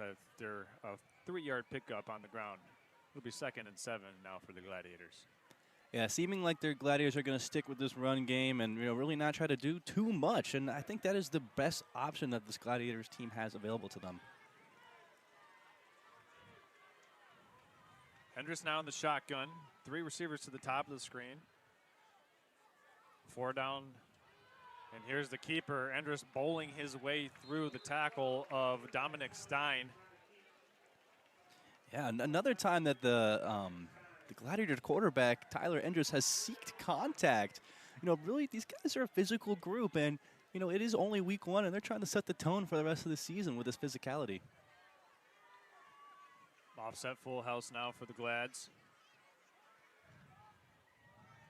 Getting some instruction from the offensive coordinator here. That's Mike Lisinski. Josh Looka also helping out. And there's the hard count employed, and they got Dilly to jump. That'll give them a free first down. Yeah, and that Actually, excuse me, the Gladiators jumped.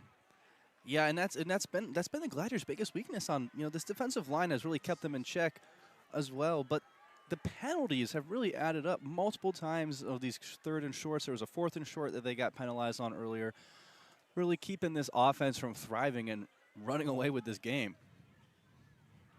So now it's 3rd and a long 7. Back to the full house set.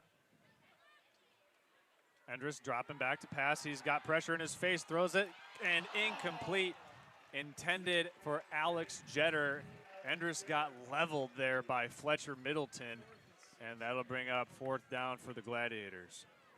Yeah, it's looking like Tyler Endress on that hit is limping off the sideline, and he got collided by two of the ends on that team.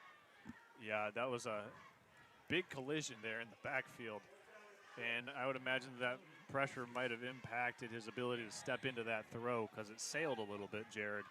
Yeah, it looked like Alex Jeter could have maybe made a fantastic catch on that ball, but that would have been quite the highlight from the young man.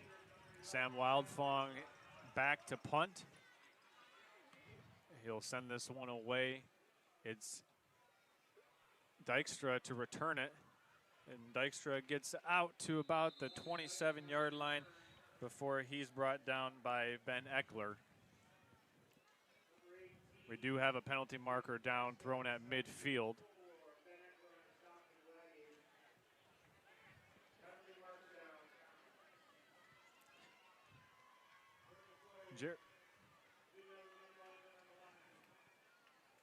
So we've got illegal formation by the Gladiators.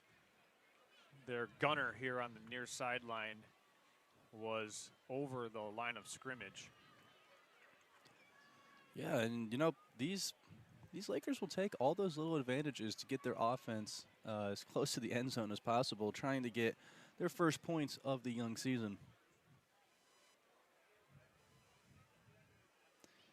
As it looks like there's some discussion on where the spot is going to be. Yeah, they're declining the penalty. They're just going to decline it. Glen Lake taking the ball. So I want to say here, Jared, although it was not a 3-and-out, there's some penalties in there, but the Gladiators did not pick up a first down. So technically, yeah, it was a 3-and-out. Probably the best case scenario for the Laker team, as they were able to get a stop, get the ball back, and now an opportunity here to not be out of script, only down by 2 scores.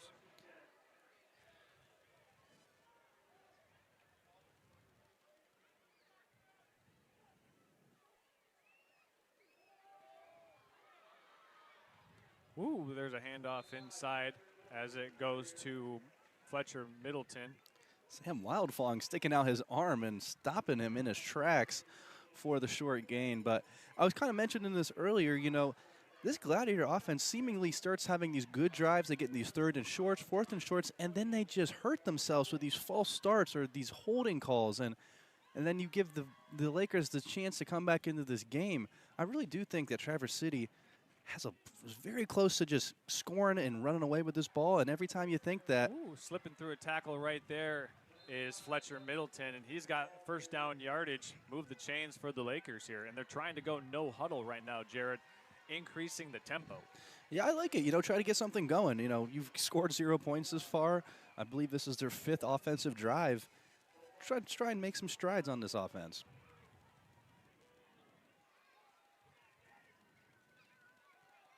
There's an inside give once again to Middleton. He's got a hard-earned 4 yards on the carry out to the Laker 48. And you can see right now it's a steady diet of Middleton. Oh, yeah. And I think that, as the game goes on and these guys start progressing, you're seeing these first down runs actually gaining some yards now as, people get more comfortable, defenses get a little bit more tired. You're going to see a couple more of these little gains go from 2 to 3 yards from 4 to 5. 2nd and 6. Here's the handoff up the middle to Dykstra, and he's going to corkscrew his way for a first down. He was eventually brought down there, I believe, by Gage Walter, but not before the Lakers push it into Gladiator territory. Yeah, great opening drive by these Lakers. Everything they probably hoped for. I don't think they've gone to a third down yet, converting early and often. Lakers with the ball on the Gladiator 45. Inside give and blowing it up in the backfield are the Glads. Wow, what a play. Zach Winowicki and Bo Klassens meet in the backfield, and I thought it was initially going to be a tackle for loss, Jared. Yeah, it looks like he gained 1 yard out of that, but I don't think you're going to see too many complaints on that defense. So 1 yard gains aren't going to get that first down. Glen Lake on this current drive has picked up 2 first downs. Here they're stare down a 2nd and 9. It's a keeper by Sheehan, and Sheehan's hit hard by Lisinski for about a 2 yard gain. It'll bring up 3rd and 7. Yeah, one thing I'd like to see this Laker team do a little bit more is take advantage of some of their matchups. Kingston Palmer has been almost guarded single-handedly by Gabe Pfeiferick, and I'd like to see him take some shots towards him. He got earlier on a post route that could have been caught for a touchdown if the ball might have gone his way. And I'd like to see them take some advantage of his matchup and see if he can make some plays. They've had some plays on the ground, but see if they can air it out a little bit on 3rd and 8. They move Palmer to the top of the formation now, Jared. 2 receivers to the bottom. Sheehan rolling to his left, looking to throw down the field. He's got a man open. He's got a completion. Is it caught? It looked like he was able to hang on and complete the catch. Was Liam Palmer. But now it's called incomplete. Here's the replay. You see it right there. I don't know. It looks like it might have hopped, but they're going to say he caught it off the ricochet. What a play by Palmer. Jared, you were talking about it. The Lakers found him. Yeah, actually, I believe that was number 10, Colton Peterson.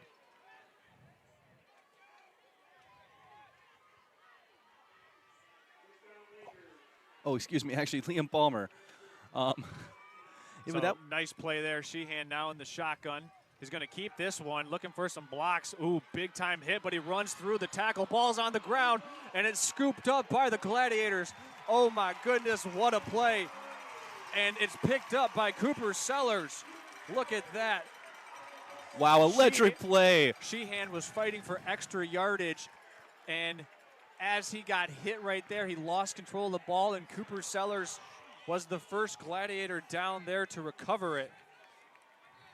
This is we talked about this, trying to do too much. You're only down 9 points, and there's still 6 minutes left in this third quarter. You got away with a potential incomplete pass on that last play, and then they turn it right over on the next play, losing all the momentum their offense had gained. Now the Gladiators come out in an empty set formation. Andrus is going to keep it, gets 2 lead blocks, puts his shoulder down, runs through contact, keeps the legs turning all the way out to the 20-yard line, a gain of 8 on first down. Yeah, another tough run by the quarterback. But, I wouldn't like to see him make the same mistake that we just saw with Sheehan, trying to do too much. Sometimes you got to take your 4 yards and just go down. It's only first down. You still got 2 more downs to play before you might have to punt it. But we'll see what they tend to do on this 2nd and 2.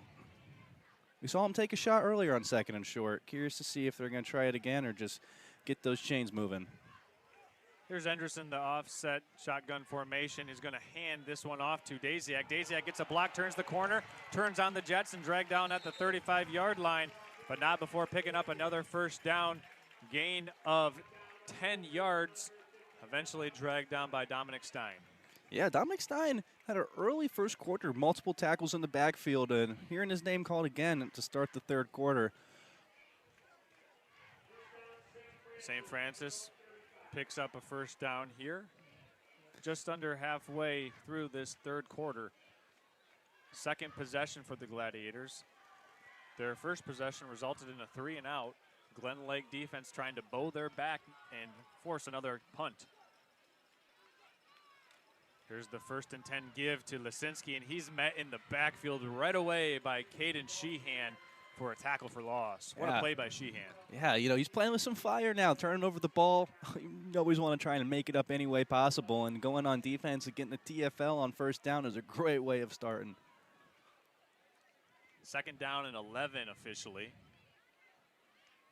Once again, Jared, can't say enough about this Laker defense. Yeah, this defensive line, these linebackers, they've been really everywhere trying to shoot these gaps and stop this full house look from really taking over. 5 down defensive lineman up front. Here's the handoff to Sellers, and he slips through a tackle, and the ball came out at the end, but Cooper Sellers picks up about 3 or 4 yards. It'll make it 3rd and long here for the Gladiators, a long 6 yards. Yeah, a bit of a better spot than I thought they might have given him. Giving him looks like an extra yard. But, they'll take that 3rd and 6.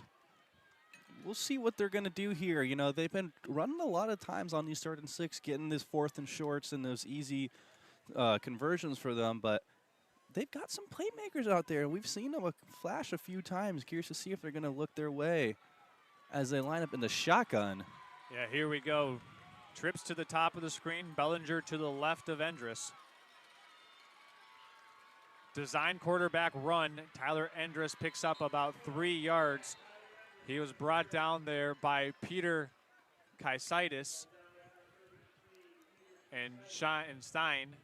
So decision-making time here for the Gladiator offense is 4th and 2. Last time on 4th and 2, they punched it in for a touchdown. But looks like the punt unit will be coming out here for the 2nd possession in a row in this 3rd quarter. Yeah, Charles, and I see on the sideline, I'm not sure if the camera got that from you guys' perspective, but Tyler Endress was not too happy with the coach's decision there when he heard that they were not going to be going for that. He flung his head back a little bit. He wanted the ball, wanted to keep his offense out there and keep the momentum in the side. Wildfong sends this one away. It's a spiral punt, and getting away from it and taking an excellent Gladiator bounce and going all the way down to the 13-yard line. Ooh, a mistake there by Sam Dykstra not to field that one. Could have cost them some yardage. So that's where the Lakers will take over. And credit to this Laker defense doing a good job of keeping them in this game, because on a few occasions the Gladiators have had opportunities to score. I think what I go back right away and recall was that opening possession that they had a turnover in the end zone, the interception. Looking back on that now, that play seems like it's even more impactful. Yeah, I mean, they came out to a great start on offense. Looked like they were going to go down the field, the Gladiators, that is, and put some points on the board. But those points did not end up coming until under a minute, or about a minute into that second half. Hand off to Dykstra. He runs into Sam Wildfong, and Dykstra picks his way to the 20-yard line. Yeah, another first down run by this team. I'd really like to see them potentially try to do some screens, and they tried a little bit earlier with the RPOs, but haven't seen them go back to that after I think the second drive was the last time we saw any option plays for this offense. It'll be 2nd and 3 now. So a nice gain on first down by Dykstra. Pistol formation. This is Robinson in at quarterback. He'll hand off to Dykstra, who cuts it up. He's got first down yardage. And he's met by a host of Gladiators, but you can keep the chains moving for the Lakers. Yeah, Dykstra hitting that spin move again, seeming to be his signature move out there in the backfield, making man miss all day long. That spin move, that's the circle button, right? Yeah, I believe B on Xbox for my Microsoft players. Well, Dykstra certainly has patented that spin move here tonight on the grass at Thurlby. Now approaching 2 minutes and 40 seconds remaining in the third quarter. Robinson keeps it. Huge block. And he got about 2 yards, but I want to highlight, let's show that block there. David Kish comes around and absolutely levels. Watch that block. Boom. You know, Charles, I'd like to say that is the next level block of the game so far. Phenomenal block, making that potential no-yard gain into a nice 3-yard gain for the quarterback. I mean, he's just pulling, and that's just an offense right there, trapping that in. And Kish comes around and lays the lumber. Here's 2nd and 7 now, and this is a handoff, and Middleton has about a 2-yard gain on second down. while we have an opportunity to do so, we want to give a shout out to our friends at Alpers Excavating. Alpers Excavating is a 4-generation St. Francis community family that is proud to support St. Francis Gladiator football this season. Family owned and operated and proudly featuring services for residential, commercial, municipal, and land development. That is Alpers Excavating. Let's see which one of these teams can dig out a win here with 1:30 to go in this third quarter. Beautiful evening here at Thurlby Field in Traverse City. 2 receivers to the bottom of the formation as Robinson drops back to throw. Looking over the middle, looking for the post route, and it was intended for Toby Bradford, and it's broken up, and it'll likely force a punt for Glen Lake. I got to say, curious play from the offense. I would like to see them pass it a little bit more, but on that, 3rd and 3, their ground game has been great this drive. I don't know why they'd really steer away from that when a touchdown is pretty needed as our third quarter dwindles down to 1 minute, almost under 1 minute.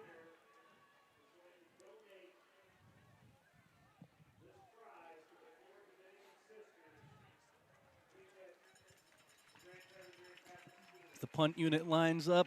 Oh, high snap. It's going over the head of Cox. He's got to pick it up, and he's brought down right there at the 9-yard line. The first Gladiator in there to bring him down was Oliver Jaworski, and that sets the Gladiators up 1st and goal from the 9. Special teams really proven to be big for both of these schools. They both had some solid punts and then back-to-back botched punts for this offense. And it is really starting to take the toll as Traverse City, St. Francis has less than 10 yards to go. I mentioned it earlier, Jared. Special teams is a part of the game, and early on in the season, you got to be good at all 3 facets. Here's 1st and goal from the 9. Handoff right up the middle to Evan Bellinger, and he's got his way down to the 6-yard line where he was eventually brought down by Dominic Stein. And also Sheehan in on that stop. Gladiators going right back to the line of scrimmage, though, it appears, Jared. Oh, yeah, running the no huddle.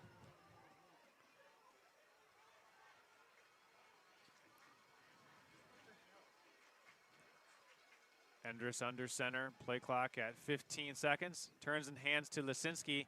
He works his way off the left tackle, and he's down near the 1-yard line. Looked like he was going to sneak in there, Charles, but the defender would not let him cross that sacred goal line. So Tyler Endress running in from the sidelines. This looks like it could be quarterback sneak formation. And it is Endress from the goal line, waiting from the signal from the near side line judge. Still waiting. He's marked short at the, actually there it is, the official signal, touchdown Endress, touchdown Gladiators. Wow, big touchdown for this team. Special teams, Blunder set them up for that 9-yard drive. And now, Charles, this is what we're going to be seeing here. Are they going to be going for 2, trying to get that 3-possession lead, or just going to take their 16-point lead? Yeah, looks like they're just going to go for the point after, keep it a 2-possession game. Watch out for some potential trickery here on the special teams play. Good snap, good hold. Wildfong's kick is up, and it is good. Gladiators go up by 16 after Glen Lake hands them great position on the 9-yard line, and then Tyler Endress caps it off with about a 2-inch quarterback sneak. Looking like the tush push out in Philadelphia, Charles. Hey, well, if it works in the pros, it'll work in high school football. Absolutely, You saw it on display there. The Gladiators executed, and so far, Gladiators taking advantage of Glen Lake Laker miscues. Well, we told you about Alpers Excavating. Let's tell you about Pop Excavating. Hey, Traverse City, can you dig it? Well, our fine friends at Pop Excavating sure can. They specialize in septic systems, drain fields, house foundational footprints, and land clearing, among other things. They also offer wintertime snow plowing. For your next large-scale project needs or something as simple as clearing out your driveway in December, trust the pros at Pop Excavating. You can see for yourself at popexcavating.com for more info. Charles Strail along with Jared Stamen here are producers tonight. Levi Prohl, executive producer.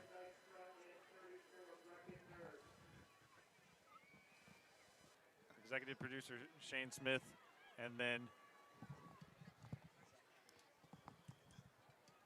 our director tonight, Zach Latest Kennedy. And we thank you for joining in on tonight's broadcast of Traverse City St. Francis football here on Next Level Broadcasting.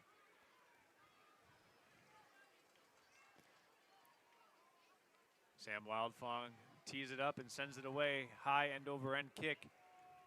Fielded inside the 10 by the Lakers, bringing it out with a head of steam and brought down at the 20-yard line. Hard beginning of Brecken Nerg, and a hard hit there at the 20. Nerg paid the price for that 12-yard return. Yeah, hearing the pads pop all the way up here in the booth. Gladiators really trying to play some, this is a pretty big drive for their defense. They can get a stop here, get the offense back their ball to start the fourth quarter or a couple minutes into the fourth quarter and really start, grinding this clock down to 0 and get their first win on the board. But this team, this Laker team is not going to give up so easy. Curious to see what they did here. They had a pretty good drive to start last time. Decided to go for the punt instead of going for the fourth down, and it ended up costing them 7 points. So curious to see they take a little bit more risks to end this game, or yeah, I don't know. We saw those risks that backfired against them at the end of the second quarter. So let's see what they opt for here at the end of the third. And it looks like there is a flag, and it's going to back up the Lakers. There'll be a 5-yard penalty. Well, Charles, what is the point where this Lakers team is going to have to start thinking about desperation and trying to just get some points no matter what potential risks they're taking? Yeah, I mean, right now I just think you still got the whole fourth quarter. You do have to put the ball in the air, I think, as Robinson's going to throw this one deep down the sideline. Putting it up for grabs and unable to make the juggling catch was Kingston Palmer. And a nice job of coverage played there by the Gladiators. This is how you draw it up, folks. If you're a defensive coordinator, this is exactly what you want to see, as late hands by Tyler Thompson broke that one up. We're going to keep it right here, ladies and gentlemen, as we go to the fourth quarter, presented by Traverse Catholic Federal Credit Union. We want to give them a shout out because they're celebrating their 75th anniversary, and Traverse Catholic Credit Union is helping to celebrate all season long, just as the Gladiators are also celebrating their 75th year of football. TCFCU is your all-in-one financial service provider, helping you invest in yourself and those around you. Federally insured and equal housing lender, this is Traverse Catholic Federal Credit Union. Well, Jared, we go to the fourth quarter, and right now I think you can bank on these Gladiators and these Lakers really trying to see which team will flinch first, because we still haven't seen Glen Lake put it up in the air. We just saw it at the end of the third quarter, but now that they're down 16-0, they really might have to lean on that passing attack much more. Yeah, and they've had some good looks so far, and they just haven't been able to hit them. And they're getting to the point where you're gonna have to start throwing it whether you like to or not, because this defensive line for the Gladiators has just been really having its way with the run. Saw a little bit of success on the last drive for the run game, but getting to the point in the game where you're going to have to air it out. The run game's not going to really be cutting it. Here's the design keeper for Sheehan. He makes one cut, turns upfield, brought down at the 21-yard line. Moderate gain there on second down. Michael Frederick on the stop for the Gladiators. And I'm sure this on the sidelines, the coach of the Gladiators is telling them, he's already fumbled once. Go for that ball. Get the turnover again and really just ice this game. It'll be 3rd down and 9. Lakers looking over to their near side sideline for some instruction here. Play clock under 15 seconds as they're shuffling around some formations. Now under 10. Jared, they're not going to get this play off. They're going to have to take a timeout. And the Lakers do indeed take a timeout, as they were struggling with the formation, the play, and they've got to burn a timeout here not even 1 minute into the fourth quarter. No, not the way you want to start this drive. This is truly one of the money drives for this offense. Still scoreless going into the fourth quarter, and they've been close a few times. Turnovers, penalties have kept them back. I do think, Charles, they will score some points before the end of the night. Yeah, I mean, I just think right now the Gladiators have forced Glen Lake to play a game that they're not comfortable playing. Yeah, I do agree with that. You know, they definitely do not want to be airing out the ball as much as they have been. It's you can tell that it's raising some stress on the offense. I mean, Kingston Palmer has had some great looks and, you know, great play on the DB on the last time where they tried to air it out to him. But I'd like to see them continue airing it out to Kingston Palmer. He really has been impressing me just with his ability to route run. He's got some nice feet on him, too. You know, quick with it, nice and agile, good route runner. Curious to see how they're going to use him, if they're really going to be using him to end this game, as we're setting up for 3rd and 9. Here we go. This is, to this point, maybe the most defining play of this second half. The lot hangs on this balance. There's a low snap, looking for the stop and go, chased down in the backfield and sacked by Sam Wildfong. 4 Gladiators came to pile up on Sheehan right there, and that is just not the direction you want to be going at this point in the game.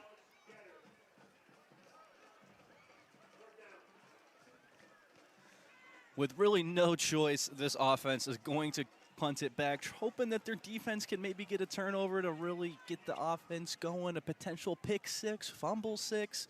You know, the game is not over yet. We still do have 10 minutes left to play. We've seen a lot of miscues here from this punt unit for the Lakers. This snap is a little errant, but Cox gets it away. It's a high spiral kick.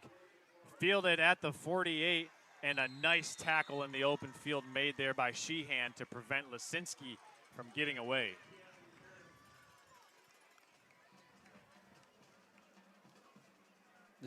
Go ahead. The Traverse City offense just really trying to bleed the clock down at this point.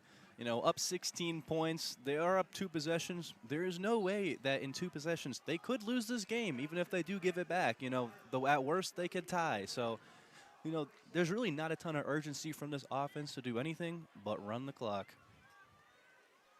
10 minutes, 4 seconds remaining in the final quarter of play here. The Gladiator offense is in a prime position to be able to run this one out.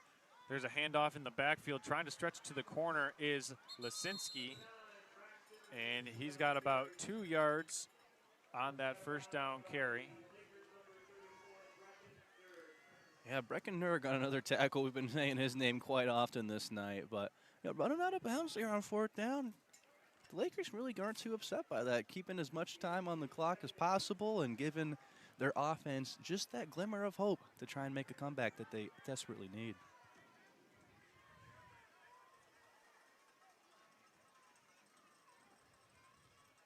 Tyler Endress motioning Lisinski, and Lisinski does not get it. Endress keeps it. Big time collision with Stein, and Endress and Stein trade some paint, if you will, as Endress picks up 3 on the keeper. Yeah, staying on target again. 3rd and 4, 3rd and manageable. It's where they want to be. They don't want to be trying to air out this ball at this point in the game. Give it to your workhorses in the back and let them ride you into the sunset. And Tyler Endress on the ground has been that workhorse, pounding in 2 touchdowns here this evening for the Gladiators, 1 from 11 and 1 from about 2 inches. Here's 3rd and 4.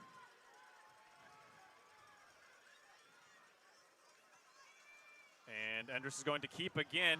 He's got the first down before he's dragged down by Sheehan and give him 9 yards on that carry. Yeah, great pickup again by this offense, keeping the clock going. Those big boys in the middle getting some key blocks for the quarterback to get that first down. Once again, 4th quarter tonight, brought to you by Traverse Catholic Federal Credit Union. The plays you can bank on happen in the 4th quarter, and that's what we're seeing right now for the Traverse City St. Francis Gladiators, moving the chains with that first down on the ground by Tyler Endress. Working behind that big offensive line. Here's a handoff to Lisinski. He breaks one tackle, puts his shoulder down, stays on his feet, keeps his balance down the sideline, pushed out by Sheehan at the 5. Give him a gain of 25. Braxton Lisinski sets the Gladiators up 1st and goal. Phenomenal job staying on his feet there, Charles. You know, he was one block away from taking that home for 6 and really icing up this game. And I like the balance that Lisinski runs with. When he gets contact, it doesn't knock him back or jostle him in one direction or another. It just kind of makes him reshift his weight, stay on his feet, and he did it right there. 1st and goal from just outside the 5. Here's a handoff right up the middle. Braxton Lisinski working his way near the goal line. He's stopped at the 1. Wow, looking like he was going to get in there, but it looks like they stopped him about a half yard short of that glorious end zone. Yeah, Dominic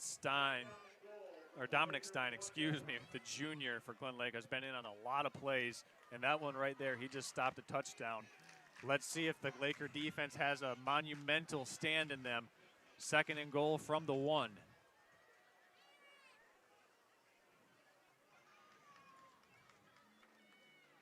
Gladiators hand this one to Lisinski, and he's in for the touchdown.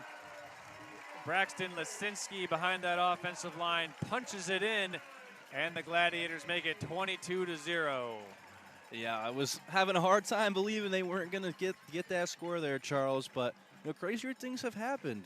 We saw in the playoffs a few years ago in the NFL, the fumble in the jungle where Cincinnati took back the ball. Sam Hubbard, 98 yards for the game-winning touchdown. Well, I don't know right now if either of these teams have Sam Hubbard on the active roster, but Sam Wildfong is a guy who's 2 for 2 on his point afters.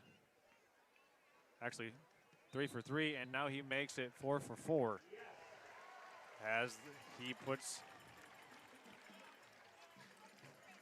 You're right, Jared. 3 for 3. Yeah, three extra points for this young man, Wildfong, and he's continued to show off his leg. I mean, those extra points are good from a 20 yards back. I mean, you could see a potential, maybe a JUCO route for this guy and becoming a kicker. You know, well, get this guy some reps on the field. That's if he opts to go with the football route. You got to keep in mind that he does have a 92 to 89 mile an hour fastball as well, Jared. So he is a state championship pitcher. So Sam Wildfong right now just showcasing that he is a terrific athlete.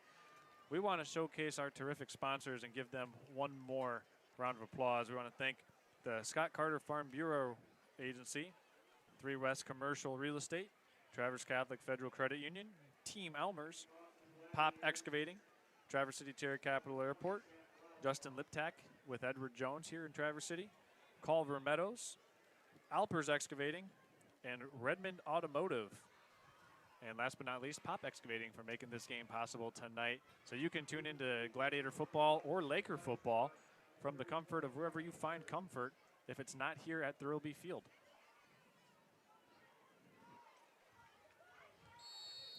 .7:55 remaining in the final quarter of play. Sam Wildfong and the Gladiators with a commanding lead right now as he gets ready to send this one away. It's a high kick, and this will be a touchback as it lands 2 yards deep in the end zone. Lakers now with their work cut out for them, Jared. Yeah, you know, the game is, we're not technically over yet, Charles, as we got 7:55 still left on the game clock, but, you know, it is really do or die time for this offense. If they do not get any points here, and if they don't get those points quickly, you know, they're going to be packing their bags with potentially 0 points scored in their Week 1 game. I got to say, the Gladiator defense has risen to the occasion when it's needed to. Yeah, they've been put in some tough spots from the offense and the special teams, and they've almost. There's a handoff to Sheehan. As you see, the dual quarterback backfield right now for Glen Lake with Robinson and Sheehan operating in the shotgun formation. He gains about 2 yards, Sheehan that is. Yeah, this offense just trying to get anything to go for them. It's been a tough, you know, the real pinnacle of the turn, you know, the momentum going away was that last botched punt. I mean, it was a 4th and 2. Looked like they potentially could have gotten points on that drive. It ended up letting up to 7 points. Pistol formation now for Robinson. He's going to hand off to Sheehan. Sheehan cuts it outside after the lead block from David Kish. And Sheehan's eventually tripped up on the perimeter by Jack Young. I believe actually that was Sam Dykstra. Dykstra.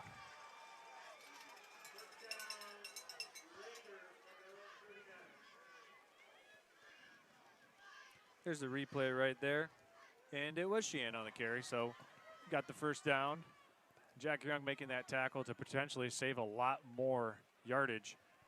Handoff there. This is a nice little run up the middle by Fletcher Middleton.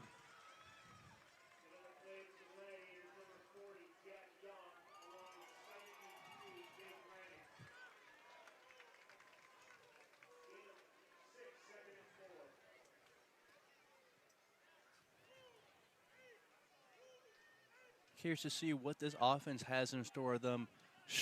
Seemingly, these fellows want to get points on the board any way possible. Playing for some pride potentially at this point. Here's a wide receiver stacked formation, miscommunication in the backfield, and Jack Young is in there with Michael Frederick.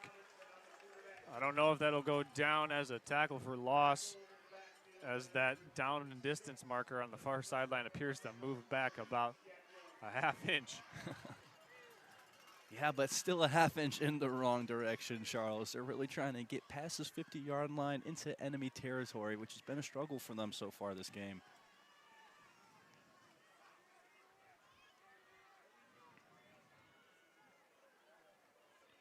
Here's a quick snap. Robinson rolling to his right. Got a man wide open across the middle.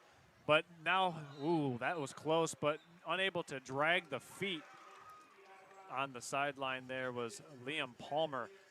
Looking and streaking right across the middle of the field was Brecken Nerg, 34 for the Lakers.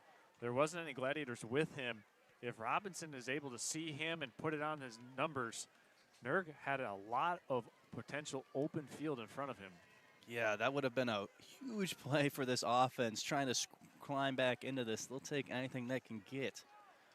But 4th and 4 here, looking like they're most likely going to have to air it out again, but they've had some decent runs here on these 3rd and 4th downs, seeing if they stick with it.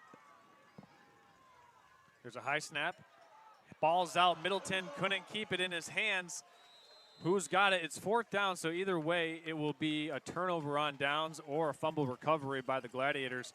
And it's the turnover on downs. Gladiator football at the Laker 45. There it is right there.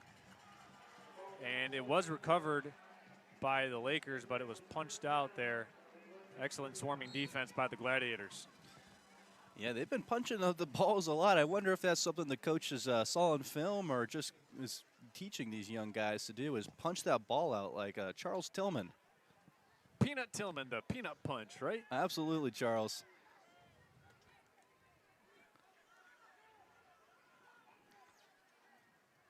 We've got a false start penalty against the Gladiators.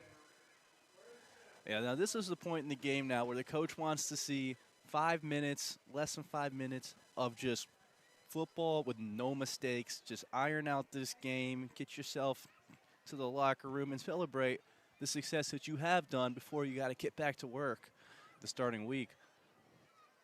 Want to remind you, coming up on the Team Elmers and Culver Meadows postgame show here, we'll have a couple of Gladiators joining us here in the press box.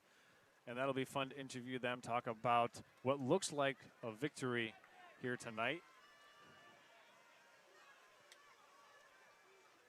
Here's Twins to the top and bottom of the formation. This is Cooper Sellers in motion. He'll get the handoff. Actually, it's a keeper. Endress breaks up through the 40 and is brought down at the 36. A gain of roughly 14 yards on 1st and 15. And I would say tonight, Jared, their most reliable offensive play has been the misdirection and then Tyler Endress finding his blocks and working his way upfield. Yeah, when they line up in that shotgun with twins on both sides and then they get that motion going, the defense has not been running a lot of man, so they've got the weak side with the strong numbers, and you're seeing the success when they do that. Once again, shotgun for Endress. Hands it off here. This is a nice little jet motion to Tyler Thompson. And again, they run the same formation with the same motion, but this time instead of the quarterback keeping it off, they hand it off. They get a nice gain, about 6 or 7 yards. And more importantly, move the chains. We're now under the 5-minute mark here of this final quarter. During our next commercial break or stoppage of play, we're going to go ahead and take a look at the Week 2 matchups on nextlevelbroadcasting.net. Our coverage of 5 high school football teams roll along next week. But right now, it's the Gladiators with the commanding lead. There's a handoff to Cooper Sellers. And he's got about a yard on that carry.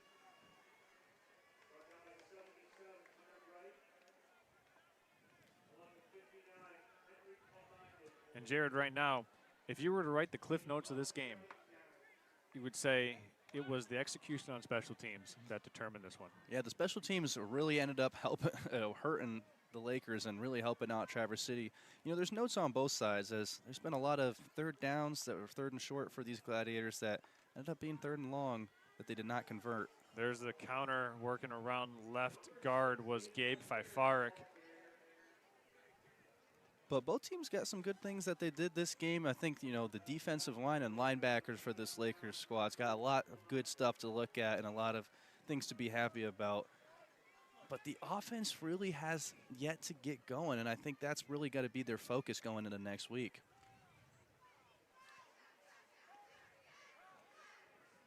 So the general adage for football is that the defense is ahead of the offense early on in the season.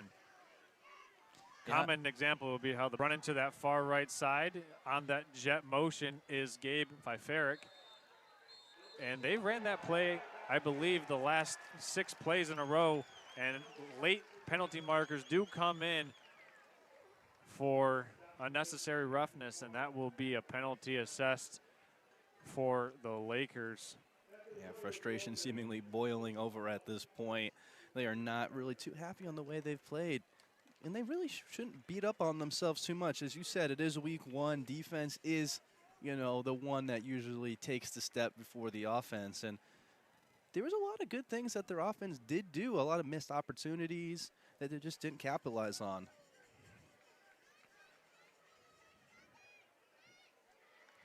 So after the penalty yardage is marked off, the Gladiators will have it at the Laker 12-yard line. Even though the scoreboard says 23-0, it felt like this game has been closer than that, Jared. As here's a direct dive all the way down is Bo Classens. Classens continuing to push the pile. He's got roughly 9 yards on the play. Eventually brought down just outside the 2-yard line. Yeah, great run right there from the offense. And yeah, Charles, you're right. And I think a part of that is because of 9 points of the 9-point swing in this game have happened because of special teams errors. You know, the safety on the punt in the end of the second quarter, as well as the punt that led to the touchdown. You know, those points kind of came fast and furious. There wasn't long drives from the offense. It was the special teams actually coming there and making plays on and capitalizing on these mistakes from the Glen Lake Lakers. So while we have an opportunity to do so during this stoppage of play on the field, let's talk about our upcoming games here on Next Level Broadcasting as we officially enter September going into the high school football season. We'll have Charlevoix Raiders home versus the Sheboygan Chiefs. The Elk Rapids Elks travel to Boyne City. Gaylord St. Mary will be going on the road to Central Lake. East Jordan at Johannesburg Lewiston, and the Traverse City St. Francis Gladiators, your Gladiators, going on the road to West Branch to take on the Ogama Heights Falcons. All those games will be on Friday night, all starting at 7 p.m. You can catch them all simultaneously streamed either on those affiliate YouTube channels or on nextlevelbroadcasting.net. A lot of things to build on for the Traverse City St. Francis Gladiators during this short, well, your weekend is Labor Day, so you probably won't be able to have practice tomorrow, maybe not even on Monday. So they've got only really have maybe 3 days of practice to get things straightened around before that week 2 matchup versus the Falcons. Here's a handoff up the middle to Classens. And Bo Classens is in for a touchdown. Gladiators 29-0 on the back of Bo Classens from 2 yards out. Yeah, and the official nail in the coffin for the Lakers there. You know, the Gladiators just not giving up. You know, the game's not over. There's still time on the clock. They're going to keep running up the score and, you know, helping their offense run through some of those kinks that they may have, just getting more reps on the field. Sam Wildfong once again on for the point after. Jack Young to snap it.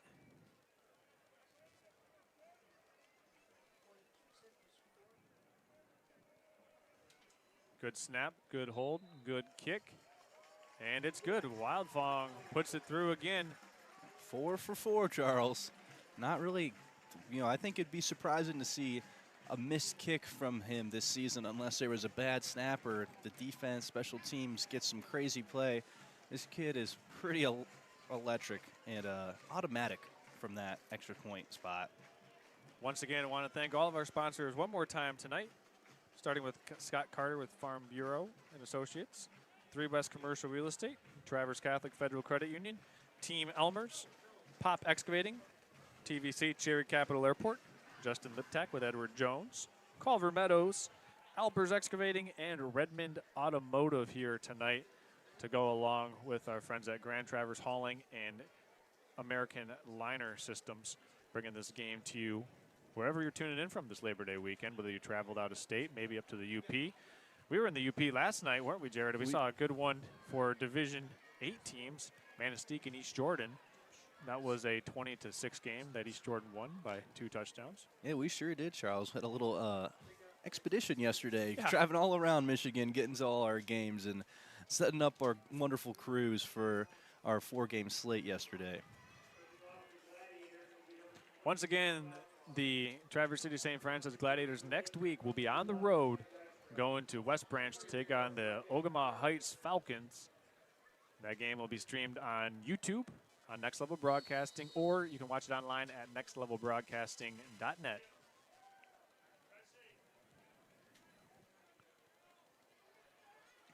Wildfong sends this one away. High end-over-end kick, fielded at the 3-yard line. Bringing it out is Sam Dykstra. Dykstra gets tattooed. But we've got a down player for the Gladiators. It looks like Gabe Viferic is slow to get up. Yeah, unfortunately, it seems like he might have taken the brunt of that hit, Charles. Yeah, that was a serious, serious collision. And Gabe is going to get helped off the field by the training staff here. Dr. Kerr will take a look at him and assess what's going on with Gabe. Hope he's okay. He's played a really good game here. Yeah, and this is the point in the game, Charles, where you hate to see any of those injuries happen. Just 2:12 left on the clock, and this game seemingly over. You know, you just want to get to the next game as healthy as possible. Here's a handoff to Dykstra. Maybe 1-2 yards on the carry. And this line has had some decent blocks during this day, and I think Dykstra has really been the X factor on this offense. He's made multiple men miss in both halves of the ball, but when you're getting swallowed up all the time, and also, you know, their offense has been a little bit predictable to say. You know, they haven't really passed the ball much, and when they do, it's seemingly obvious. There's a high snap, cutting it back across the grain. He's got a lot of room. Fletcher Middleton down the sideline, eventually dragged down, but not after a big, big play for the Lakers. Brought down by Adam David, but Middleton flips the field for the Lakers, and that's the play that Glen Lake was looking for earlier on in this game. First time they've been able to get loose in the open field. Yeah, you know, something to build on. You know, they'll take all those little wins at this point in the game. You know, you're trying to build for next week at this point, and, you know, the biggest play happened at the end. Hopefully they can maybe get some of that momentum into their week 2.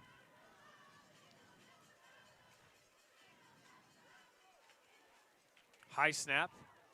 Middleton has it again, puts his shoulder down, and then he's eventually tackled by Declan Gallagher.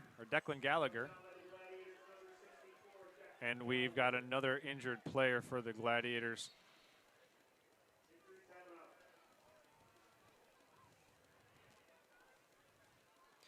Dr. Kerr is going to come out and check on the Gladiator who is down. And while they go out to check on the player, we're going to go ahead and step aside.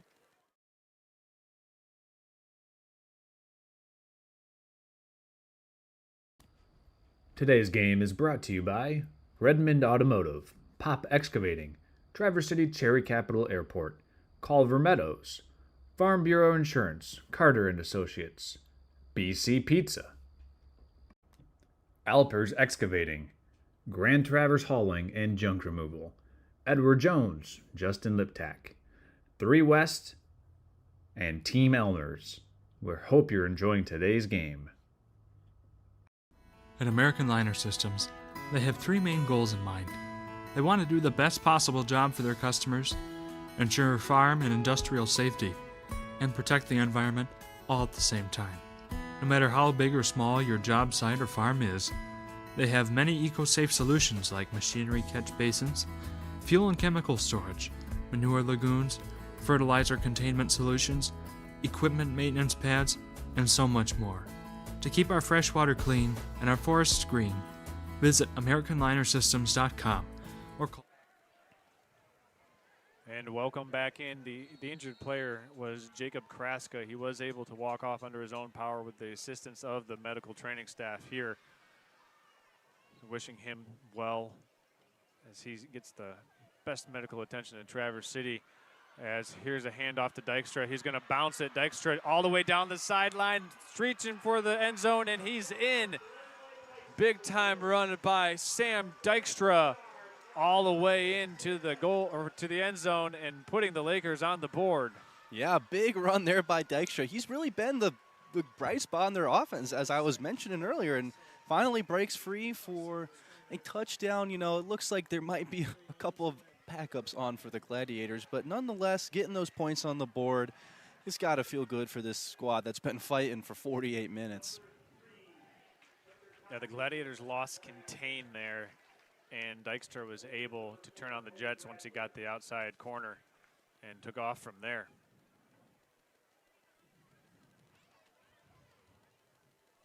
Low snap, and the holder, Toby Bradford, is going to have to try to make something happen and unable to do so.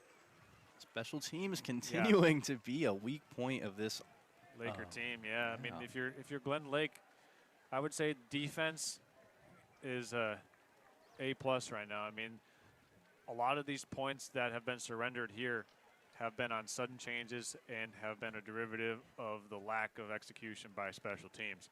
This defense has made plays. We haven't seen the Gladiators go all the way down the field on, consecutive drives at all. No.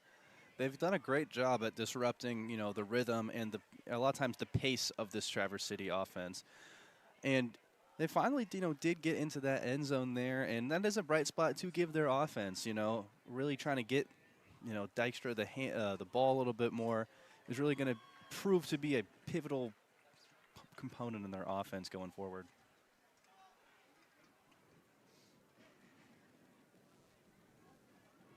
So at this point in time is now time that we award our Team Elmer's hardest working player of the game tonight. And that player for the Traverse City St. Francis Gladiators is going to be none other than Tyler Endress with 2 rushing touchdowns on the night, doing a good job coordinating the offense and really settled into the game, I thought, after that first interception and played good football. And I think they found something with him running the football, Jared. He's shown an adept ability to be able to make one cut and then get upfield and then lean on people because he does have a nice frame. Absolutely. And, one of the more underrated parts from the offense that they run from a quarterback perspective is making sure that in that congested backfield, you get the handoff to the right guy and it doesn't get bumped or fumbled by anyone else. And that's a lot harder than it might seem. And, you would have no idea because, Endress is very, very, very, very smart behind that pocket. He's very familiar with the offense, and it showed in this game today. So it appears that it will be victory formation now for the Traverse City St. Francis Gladiators, winning here week 1 over the Glen Lake Lakers. They'll head to West Branch next week to take on Ogama Heights. We'll be there for that one. You don't want to miss it. That pregame show will begin at 6:40 on YouTube, on Next Level Broadcasting, and on nextlevelbroadcasting.net. And the best formation in football right now for the Gladiators, that's victory formation. Tyler Endress will take the snap, put one knee down, and each team will congratulate each other at midfield. The Lakers with a valiant effort here tonight, Jared. I think they've got some things to clean up on special teams, and I think that the Gladiators have some things to clean up with the pre-snap offense, but I think each one of these two teams has a bright season ahead of them. Absolutely. You know, even with the Lakers seemingly scoreboard-wise not having as great a performance, there's a lot of things you can build on. And like you said, for the Gladiators, just getting those pre-snap penalties really ironed out will be pivotal for them to make a deep season run. Well, we want to remind everyone, coming up here on the Team Elmers and Culver Meadows post-game show, we'll be joined by a couple of Gladiator players and their entourage here, as it's still summer, so they might be coming up with a couple of their friends that might not be back in school yet in college. Maybe they're home for Labor Day weekend, so we'll see who joins us. It's usually dealer's choice. Whichever player the coach wants to send up, that's who we get, and that's who we're happy to chat with during the Team Elmers and Culver Meadows post-game show. Your final from Thurlby Field, Gladiators 30, Lakers 6. We're going to step aside, and when we come back, it'll be the post-game show wrap-up presented by Culver Meadows and Team Elmers. We'll be back. At American Liner Systems, discover Traverse Catholic Federal Credit Union in Traverse City. We make banking secure and convenient with biometric logins and remote deposit capture. Whether you need loans, mortgages, or credit cards, we've got you covered. Manage your finances effortlessly with our online banking services. Grow your savings with our competitive rates and savings products. Experience the difference with Traverse Catholic Federal Credit Union. Visit tcfedcu.org for more.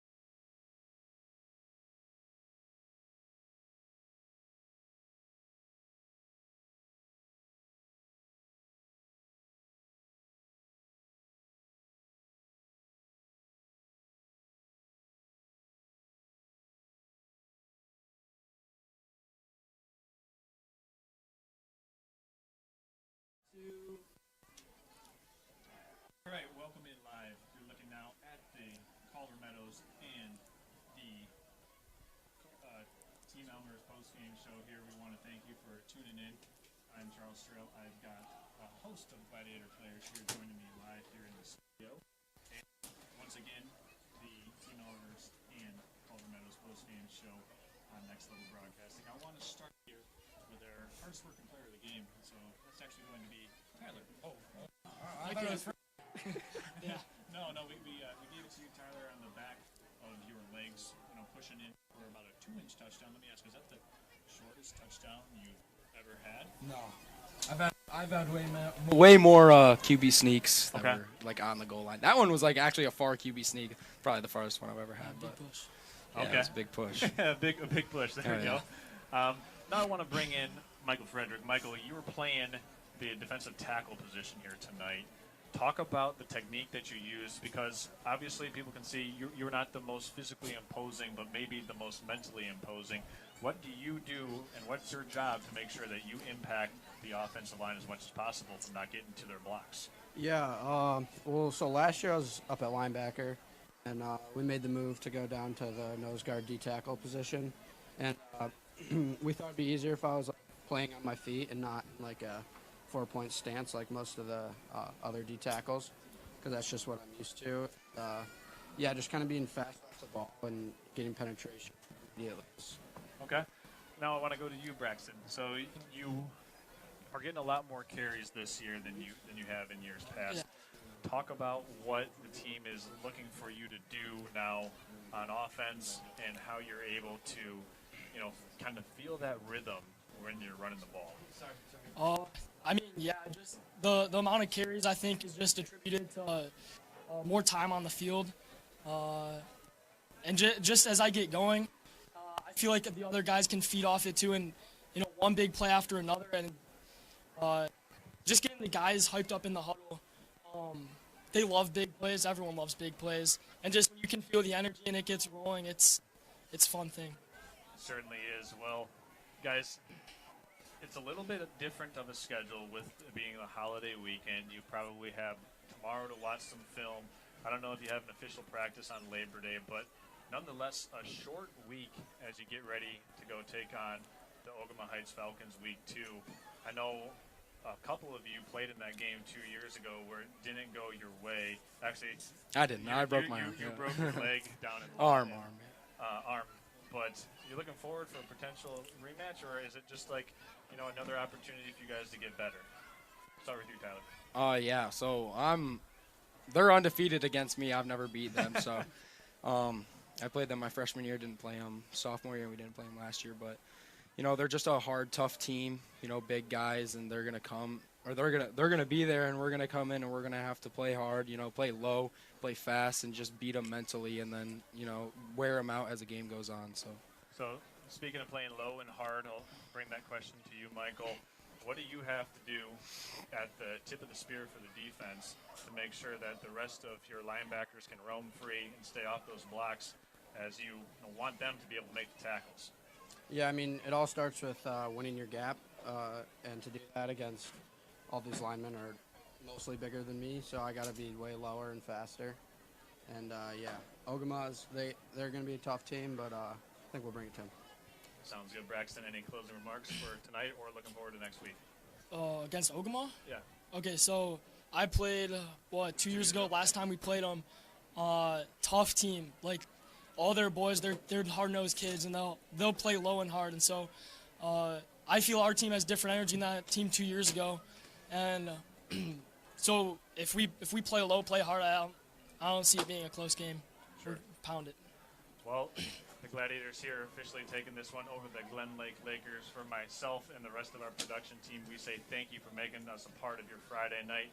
This has been the Team Elmers and the Culver Meadows post-game show and recap. Until next week, ladies and gentlemen, subscribe to Next Level Broadcasting on YouTube. Go do us a favor and hit that like button. We'll see everybody next week when we come back for week 2. Good night.